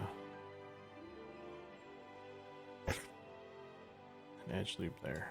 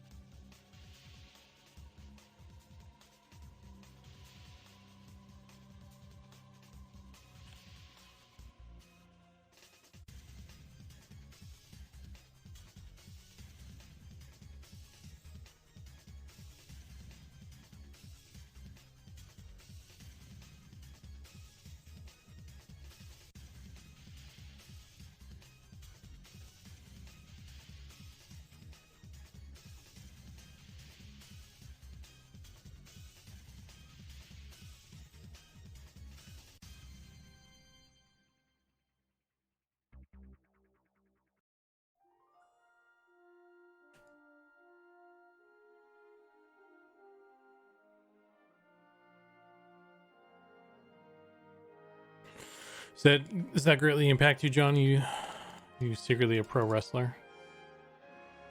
You know, actually, speaking of wrestlers, believe it or not, the guy who was like the head janitor guy at my high school, he was a former professional wrestler for the Olympics, not like the entertainment type of wrestling, but like the sport type of wrestling. He represented the US in some like world tournament or something. He fought Cell, I'm pretty sure. But yeah, he's a cool guy. He was the California Bear. Probably find him. It's Mike Huff.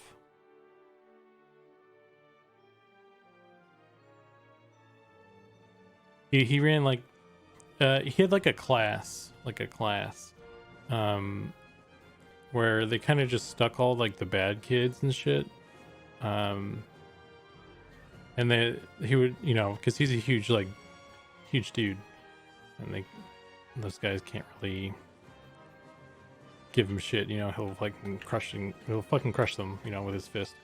So it's kind of where they stuck some of the delinquents and shit. And I wound up in that class because they put me in Spanish. My freshman year of high school, they put me in Spanish. I'm like, what the fuck am I doing in Spanish class? I wanted an art class. This is outrageous. And so I tried to like transfer, but they were like, nah, all the classes are full, so we'll put you in this weird ass class with like all these delinquents and shit. I'm like, okay, well, I guess it's better than Spanish. So yeah, so what we would do is like, it was like just one of the periods was just, you know, hanging out in like the janitor's closet type thing. And we would like, you know, for like half an hour or so, we'd maybe like walk around campus and like pick up trash or something, and then we just kind of hang out for the rest of it. And just, you know, shoot the shit. Sometimes we do like odd jobs and stuff, like moving furniture or whatever around the school. It was honestly one of the coolest classes I had, because, you know, it was just getting out of a classroom for a period without having to it be PE, you know. Just hang out, and I got to know all like the staff that like you know, monitored students and stuff and whatnot. So I was on like they knew me, so that I could like get away with doing shit like sneaking off campus during lunch to get like real food and shit like that. So it actually kind of, and that this is all like my freshman year, so it kind of set me up for my entire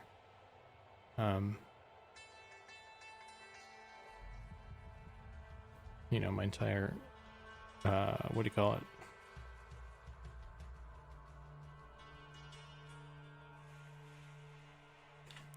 my entire time in high school, basically. So it wound up being like one of the best things for me.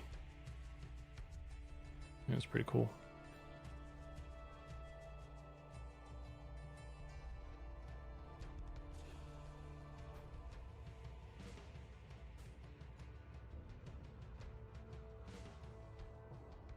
Why the switch from 3D Coat to Photoshop for texturing?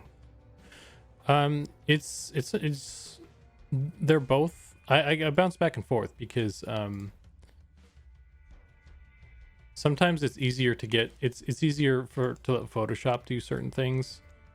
Like if I'm just trying to like clean up the texture without any fuss, then Photoshop is a better place. But when I'm like painting, if I want to paint on the model itself and kind of get an idea of where it is in relation to other things and how it rests on the geometry and stuff, and doing it in 3D Coat is better for that.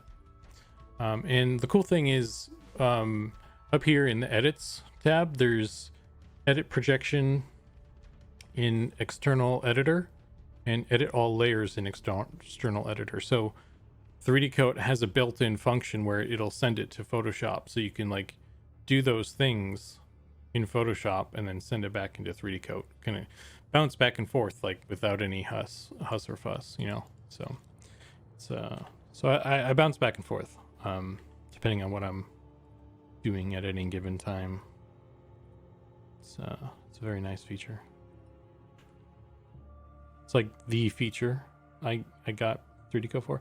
Well, I guess I already had it for technically I got 3D Coat for Retopo, but I don't even do it in 3D Coat anymore. So that feature is like the only reason I actually still use it probably. And it maintains the layers you had in 3D Coat. No, it maintains them. So like if here, let's do this. Let's go to all layers. So I have, you know, the layer I'm painting on. Then it has just a layer 0, which is just like it just makes a solid gray. You don't need to use that.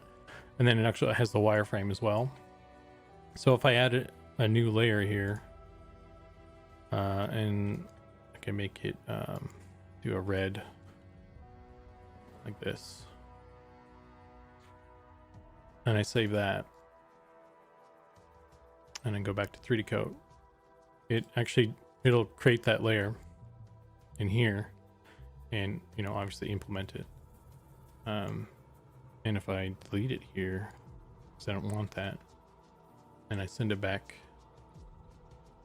in here, it'll update as well.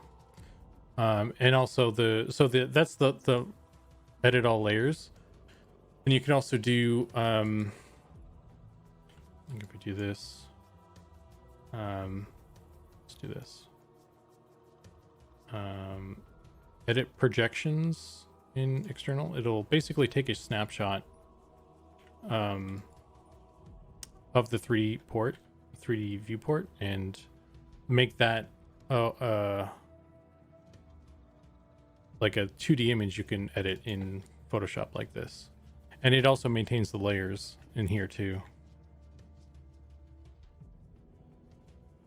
This would be a good time to actually do the ears like this.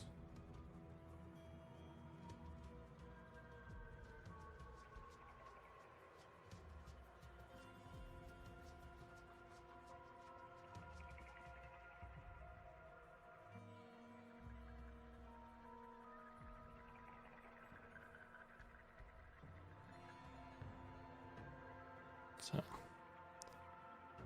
and what's really great about this too is because I'm painting on a 2D image right now of that. It's like a screenshot of the thing, you know. It's gonna when I'm done with this, it kind of like projects what I've done onto that 3D model as well. So it doesn't necessarily paint on the texture. So if like, since the ears are technically a separate piece of geo, kind of painting across those two pieces of geo can be tricky sometimes, but actually doing it like this, since it's projecting it, it does it really well. It makes it like super easy to paint across those lines like that, across those objects. So kind of bouncing between these two programs is really, really great for doing all sorts of stuff like that when you're hand painting, at least.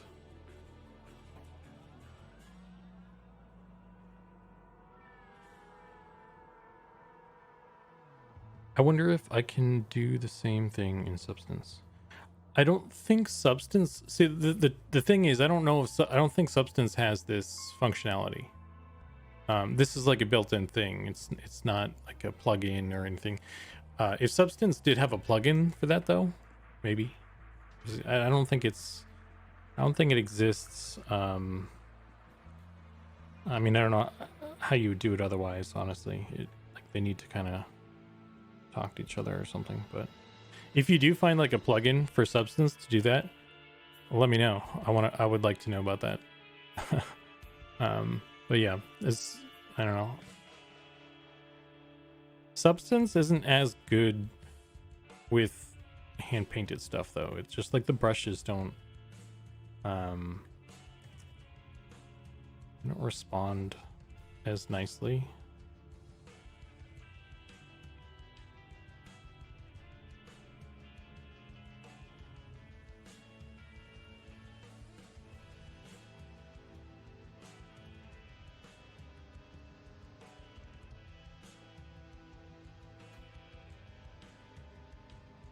I'm not preferential to Substance. I just have to use it for my class.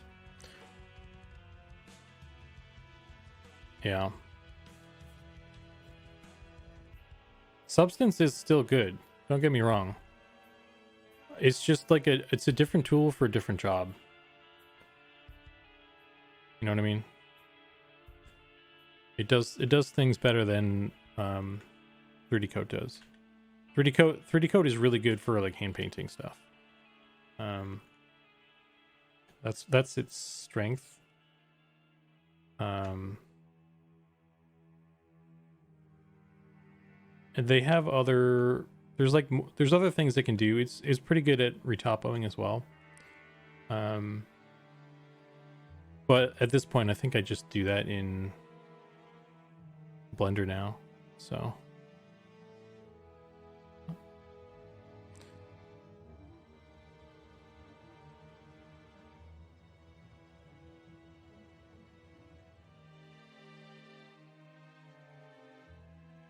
but Substance is still really good for like the procedural stuff that it does.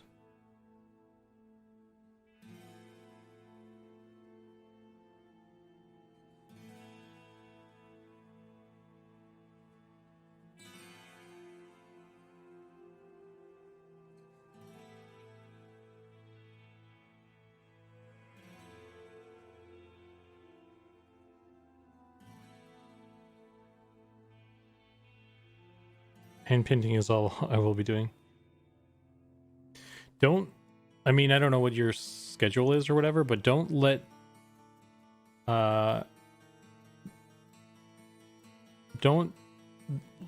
being in college necessarily be something that like stops you from doing stuff. Because you can still do it while you're in college. It's obviously very difficult if you're spending all your time working on class stuff. But you know, just don't let it be an excuse. Is my point. If you're capable of finding the time, which I know is difficult. But one thing I did was in college. I was like, I wanted to get into ZBrush and I wanted to make characters and stuff. And I was like, I'll wait until I take that class to like get into it and learn it and stuff and make things. And then when I was in that class, they didn't really do, like, I was kind of dissatisfied with the class. So I didn't really learn. I guess I just didn't, it wasn't really what I was hoping it would be, basically. You're going to learn a lot of shit on your own. At least I did. I don't know what your situation may be different. But so had I just kind of just taken into my own hands that stuff, I would have just started working on things on my own, because that's what I wound up doing anyway. So that's why I say don't let that be a stop for you or an excuse not to start stuff if you can swing it.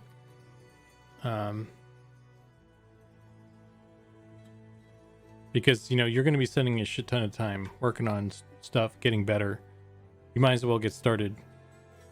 The sooner you start stuff, the sooner you'll be better, basically.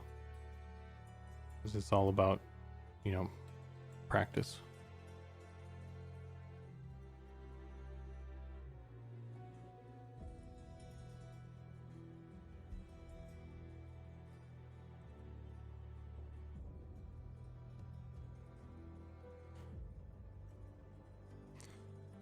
I'll have to see if I can find a good old lo-fi hand-painted painting in 3D Coat tutorial on Udemy or something. The thing I stress to my students the most is that you need to learn how to be a self-learner. Exactly. Yeah.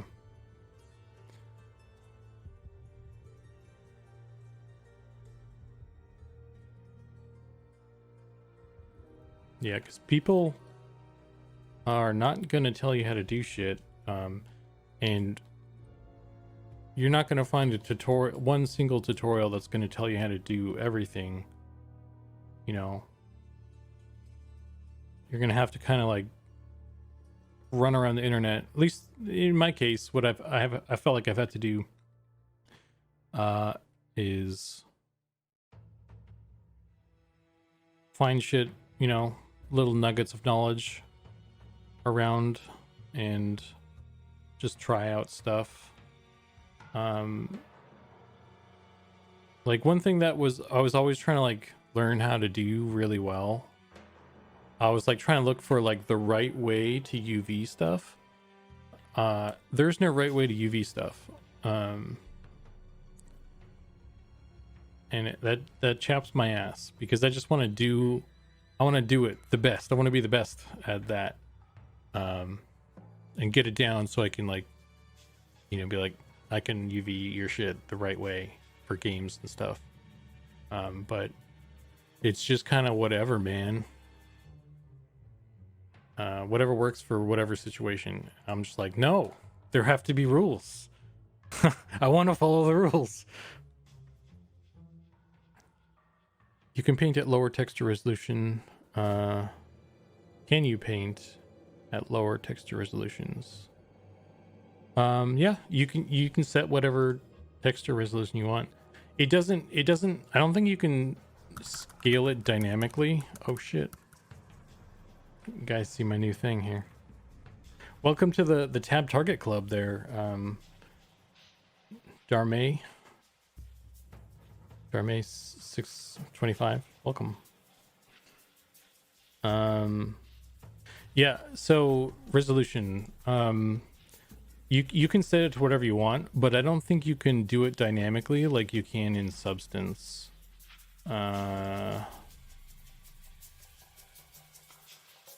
Unless, I suppose, maybe you could do it if you sent it to Photoshop like this and you rescaled the canvas. That might work. I've never tried that though, and I don't really want to try right now, for fear of screwing stuff up.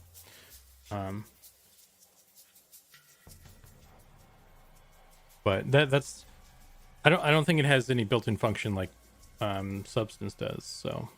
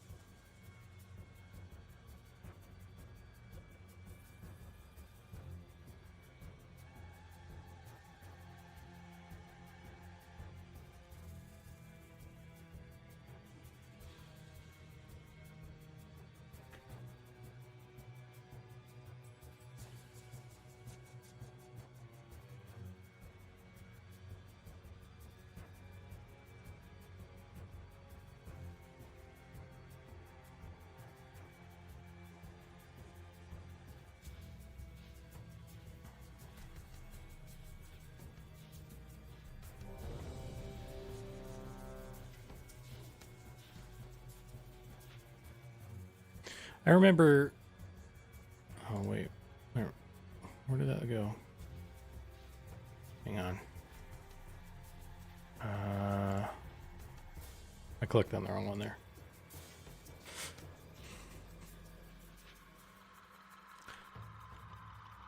I remember there were some people back in college that were like, why are there so many programs? Why can't you just like do everything in one program?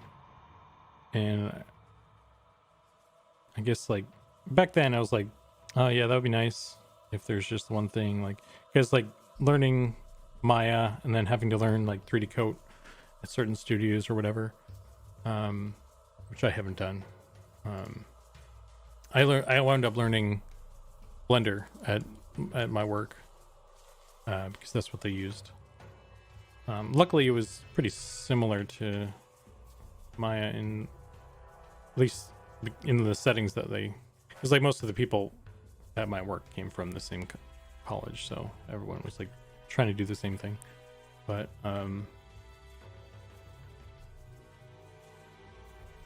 yeah, just learning new programs is a thing that's not uncommon.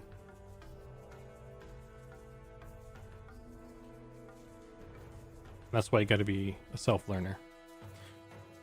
Unless you want to take a class every time, you got to learn a new thing, which isn't a bad idea either, I guess.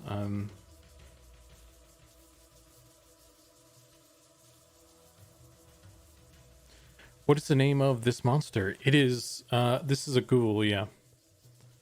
This is the ghoul, spooky boy.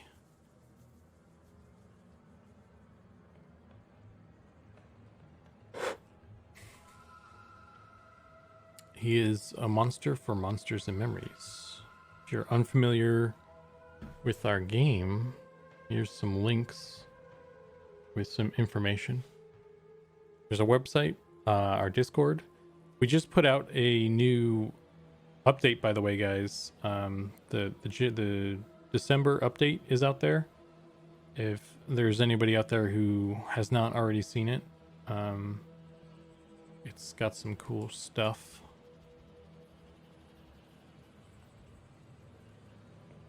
I recommend checking it out.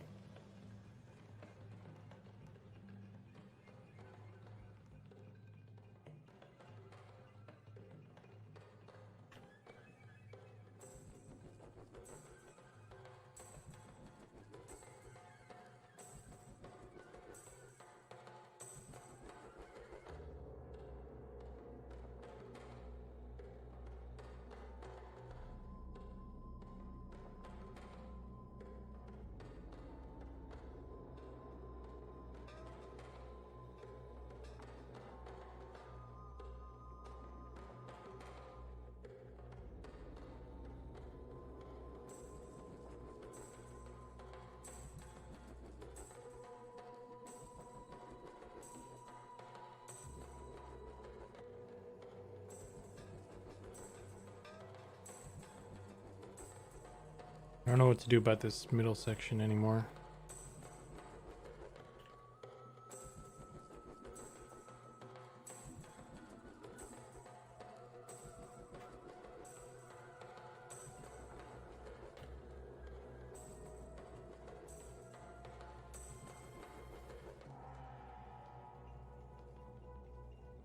Let's see.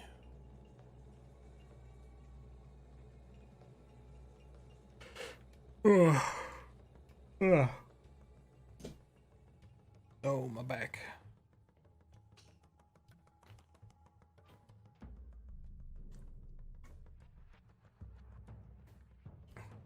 Does Substance not have a UV texture window, or do you have it disabled? I have it turned off because it's not very good. It does have one. You can use it to paint in there as well, but it's not great, honestly. I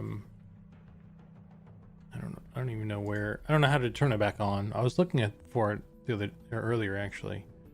I could probably like reset. Let's store this.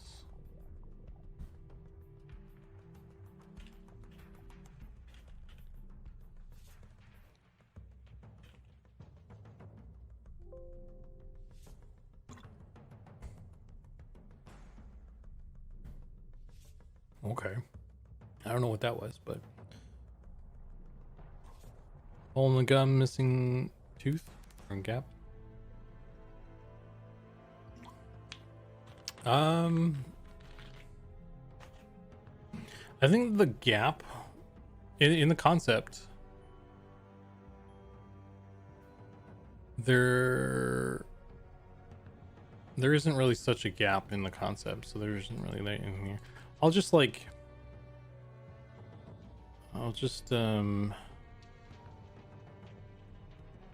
don't know,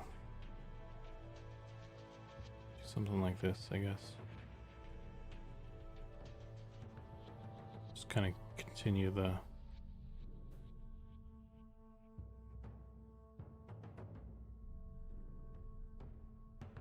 sort of thing as if there would be a tooth there or something. I don't know.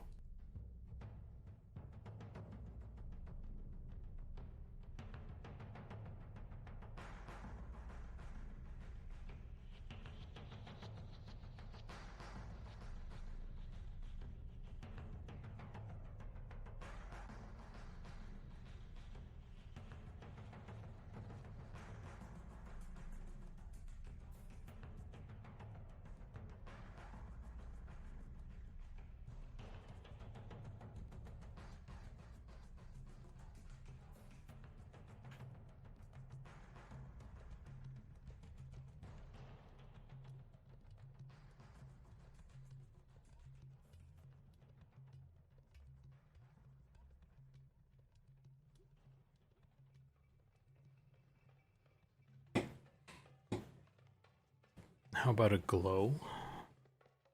A glow right here.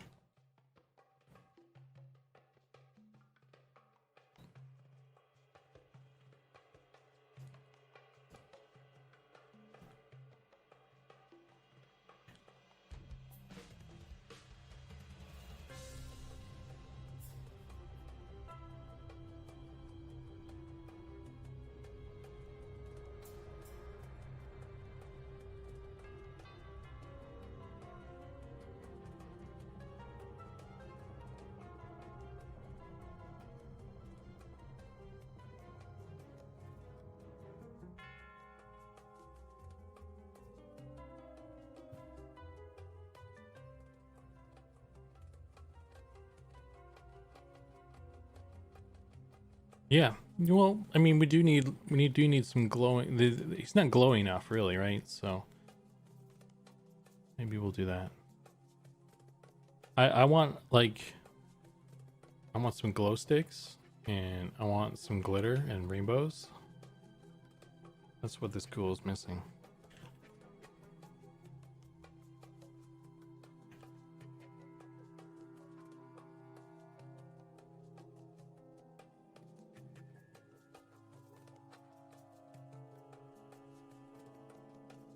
Stripper glitter. It's stripper ghoul. I'm pretty sure that's yeah, I think that's what we were going for when we had goblin concepted out. Okay, think ghoul, but think undead, but slutty undead. That's what we want. That's what we're going for here.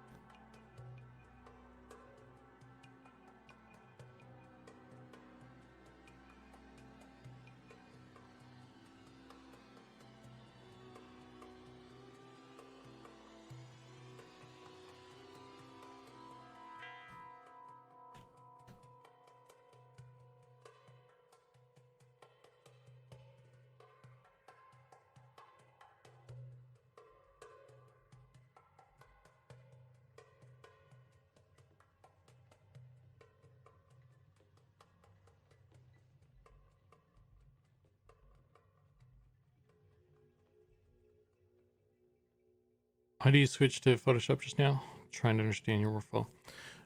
Because I wanted to get into the mouth here, and I didn't want to fuck up the teeth, or any of the teeth or anything.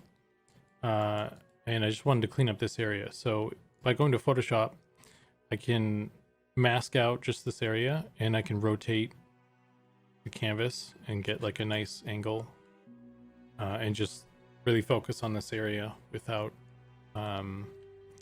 messing anything up too badly. And then when I'm done doing that, I'll send it back to 3D Coat, and I'll see what sort of seams got screwed up, because inevitably some seams will get screwed up. And then I can clean those up in 3D Coat, because that's what it's that's where it's a good place to do, because you can paint across the seams on the 3D model and see how they interact with each other and stuff. So, and I mean, technically that could be done here too, if I want to be technical about it. There is actually there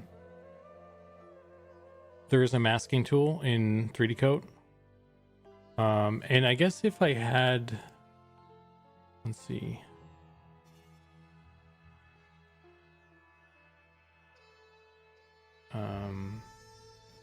I haven't really used this a whole bunch, but I think in theory, yeah, in theory, if I had the UV window or whatever on the side, the 2D version, I bet I could click on the islands individually and freeze them. I don't remember how to bring that window back though. I'll have to look that up later.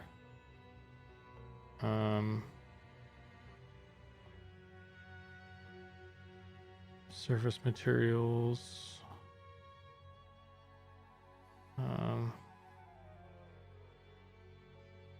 Layers, blending layers, sculpt tree, stencil fractures. Yeah, I don't know. But yeah, so that's why I swapped. Yeah. Let's me kind of get into the mouth. Just the details of the mouth really easily without messing with anything. And I don't have the geo in my way as well right now.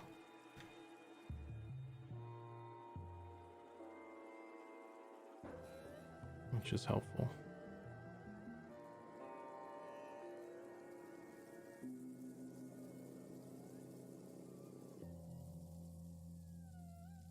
Also, 3D Coat doesn't have a smear brush.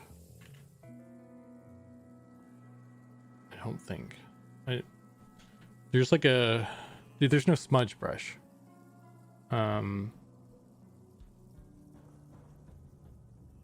Unless I've not found it. But so if you wanted to smudge, like this might be a good kind of smudge area, maybe to kind of blend these sections a bit or something. I could do that.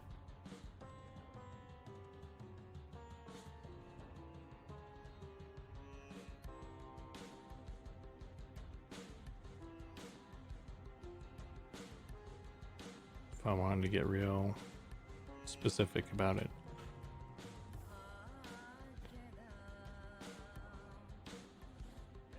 Yeah. I don't use it a whole lot, but sometimes it's just almost like it's faster. I'm just lazy to get that sorted. Whatever works though, right?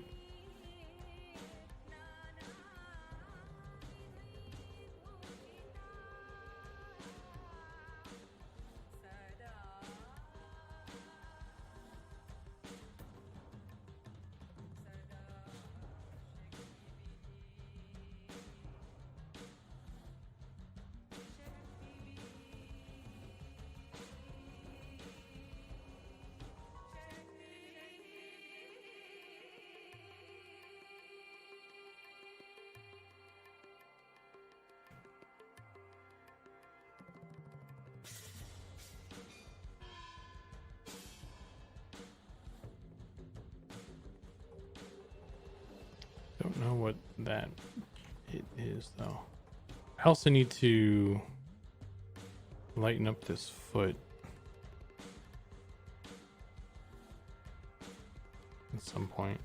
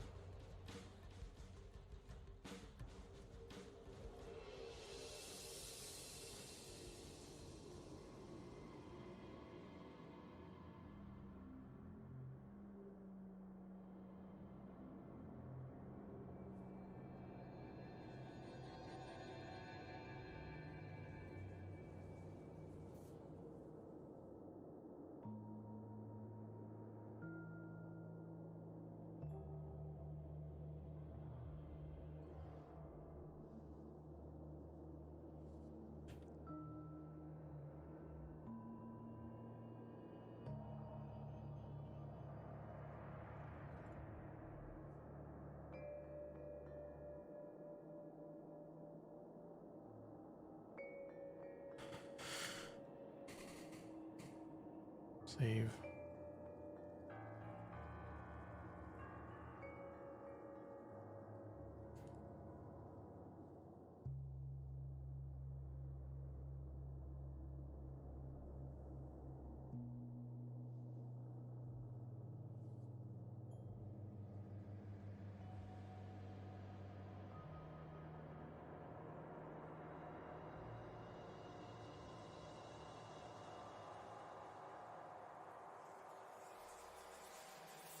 I also need to clean up those hands, looks like. So there's still a bunch of work to be done on this guy. Definitely not finishing him tonight.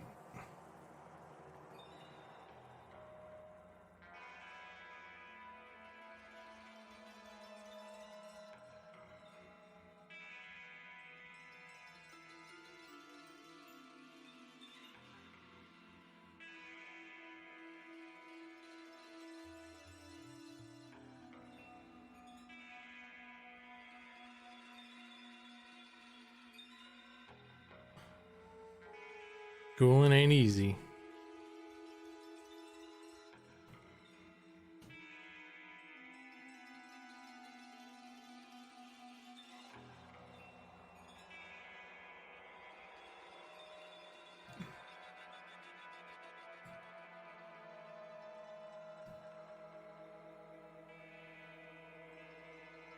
I think I lost a bunch of detail when I did that rebake. Because this seems like it's way lower resolution. But it's fine.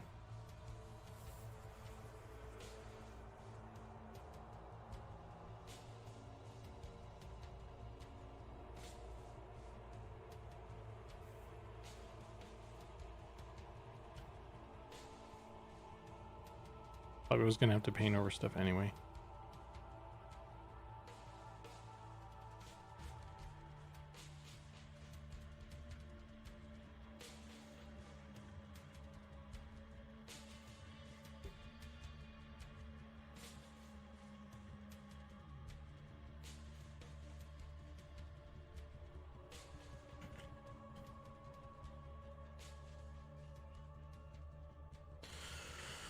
Anyway, I think I'm starting to fade now. What the fuck is this nonsense? What's going on here?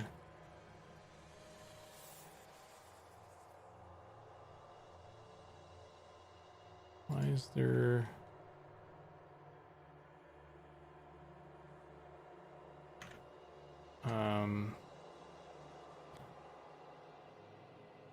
3D Coat doesn't like seem to handle these weirdly shaped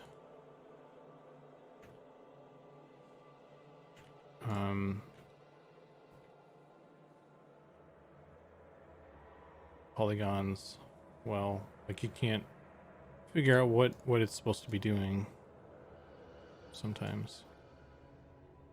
So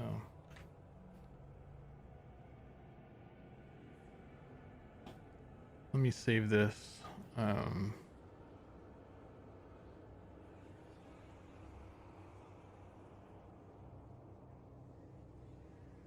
Save as.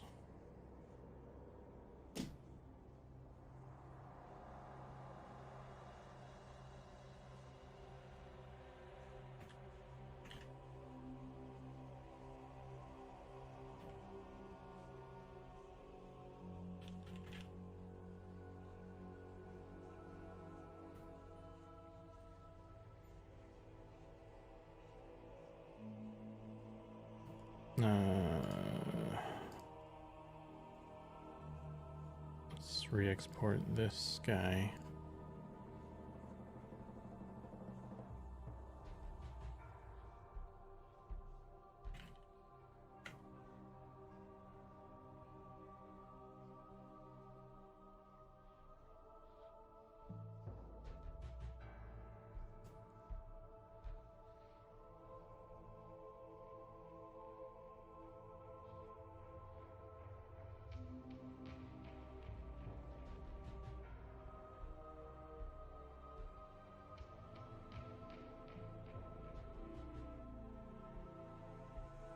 So when you're neck and tross, this is where you set the resolution initially. When you're importing the geo that you want to paint, there's a bunch of settings. I pretty much ignore all of them except for. I mean, I don't really look at them because it saves the settings I've set, so I don't even look at this thing anymore. But the ones that seemed important to me were treat materials as separate textures. So if you have, like for the human that we have, the head is one texture and the body is another texture. You can paint out across those textures as well. So it'll recognize that they're two separate textures. You'll still be able to paint as if it's one thing, and then you can export those two textures out separately and it'll match up. So that's a pretty cool feature. And then you can name the UV sets. It doesn't really matter. It's whatever it is. I just leave it. And then of course the texture resolution. And then I guess you can subdivide it and stuff. But yeah, I just leave everything else as is.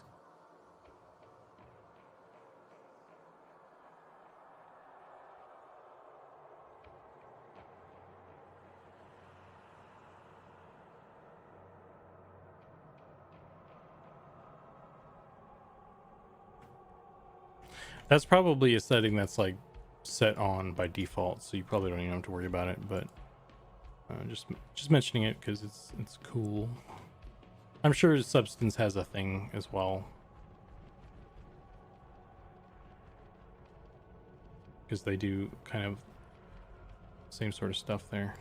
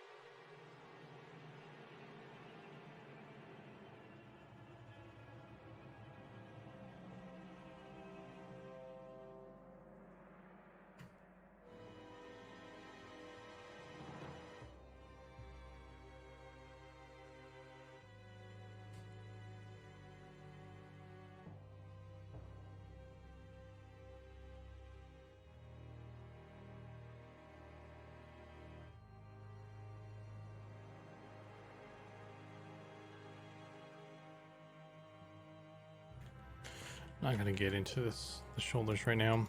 Kind of starting to fade here for the night. So I'm just trying to think. Is there anything that I absolutely need to do right now for this before I go to bed?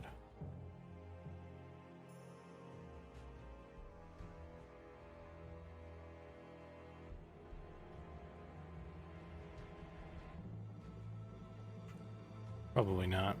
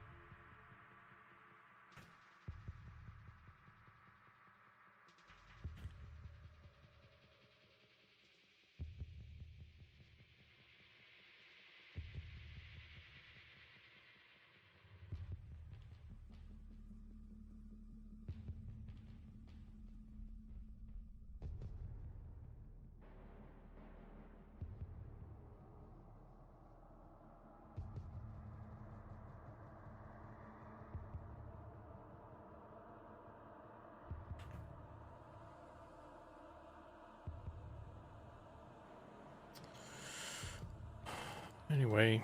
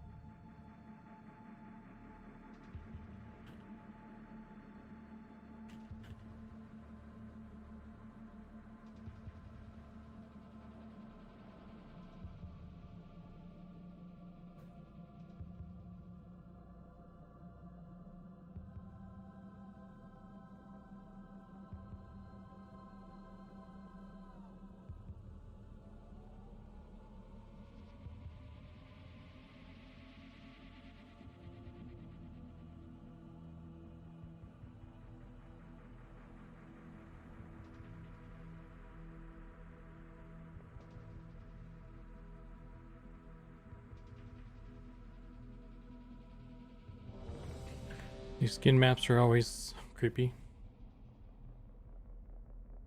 Yeah. Don't have any super creepy, like, it's the faces that are always the trippiest. Flattened face.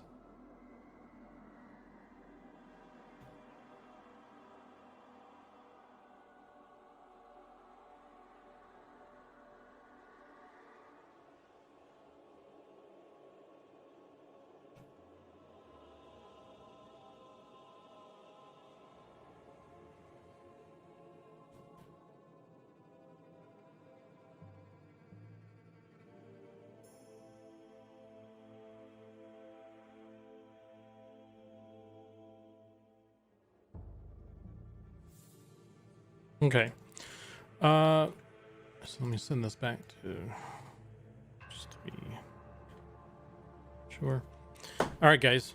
I'm gonna save this out and I'm gonna head on out.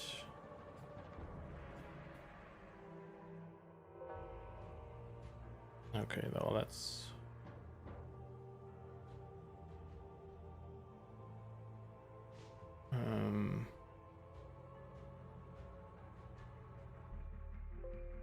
there we go.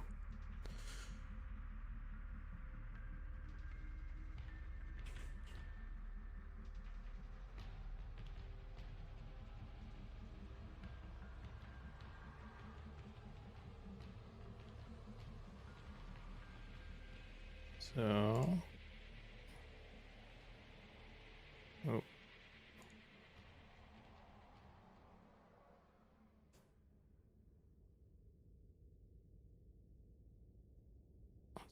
I'll throw this on the guy again before we head out. See where we're at on this.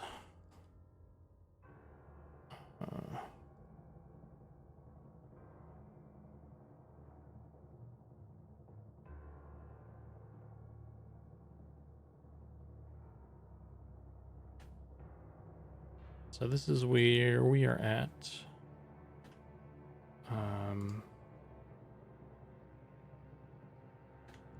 With the guy right now. So I spent most of the time on the head so far. Just cleaning up. Just around the mouth and the eyes and the face, basically. It's coming along pretty nice.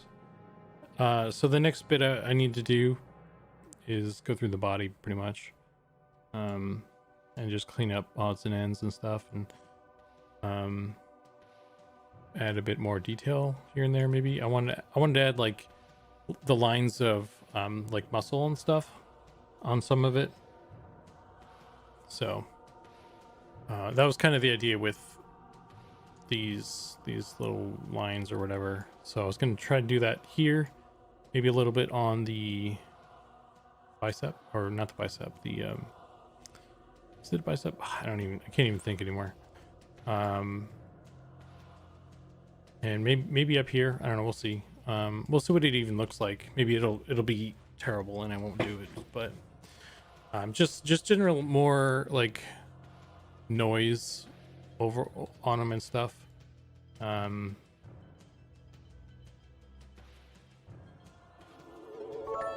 Oh, hey, thanks for the 300 cheer things.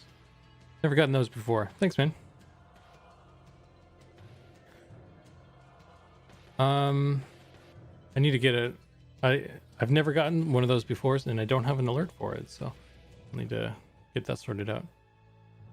But yeah, I'm starting to fall asleep. My eyes are getting weird and stuff. So that's gonna be it. I'll catch you guys Thursday. Thanks for stopping by. And again, any guys that are new, unfamiliar, this dude is for our game, Monsters and Memories. There's our website, monstersandmemories.com.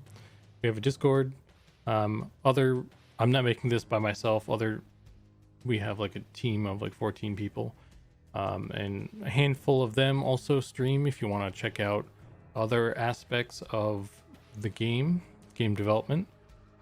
There's content, there's concept art, and yeah, that's kind of that's it right now. I guess there's environment art too. Panis, I don't know if he's still in chat, but he does the environment art as well in Unity. But yeah, so that's gonna be it, and I'll see you guys.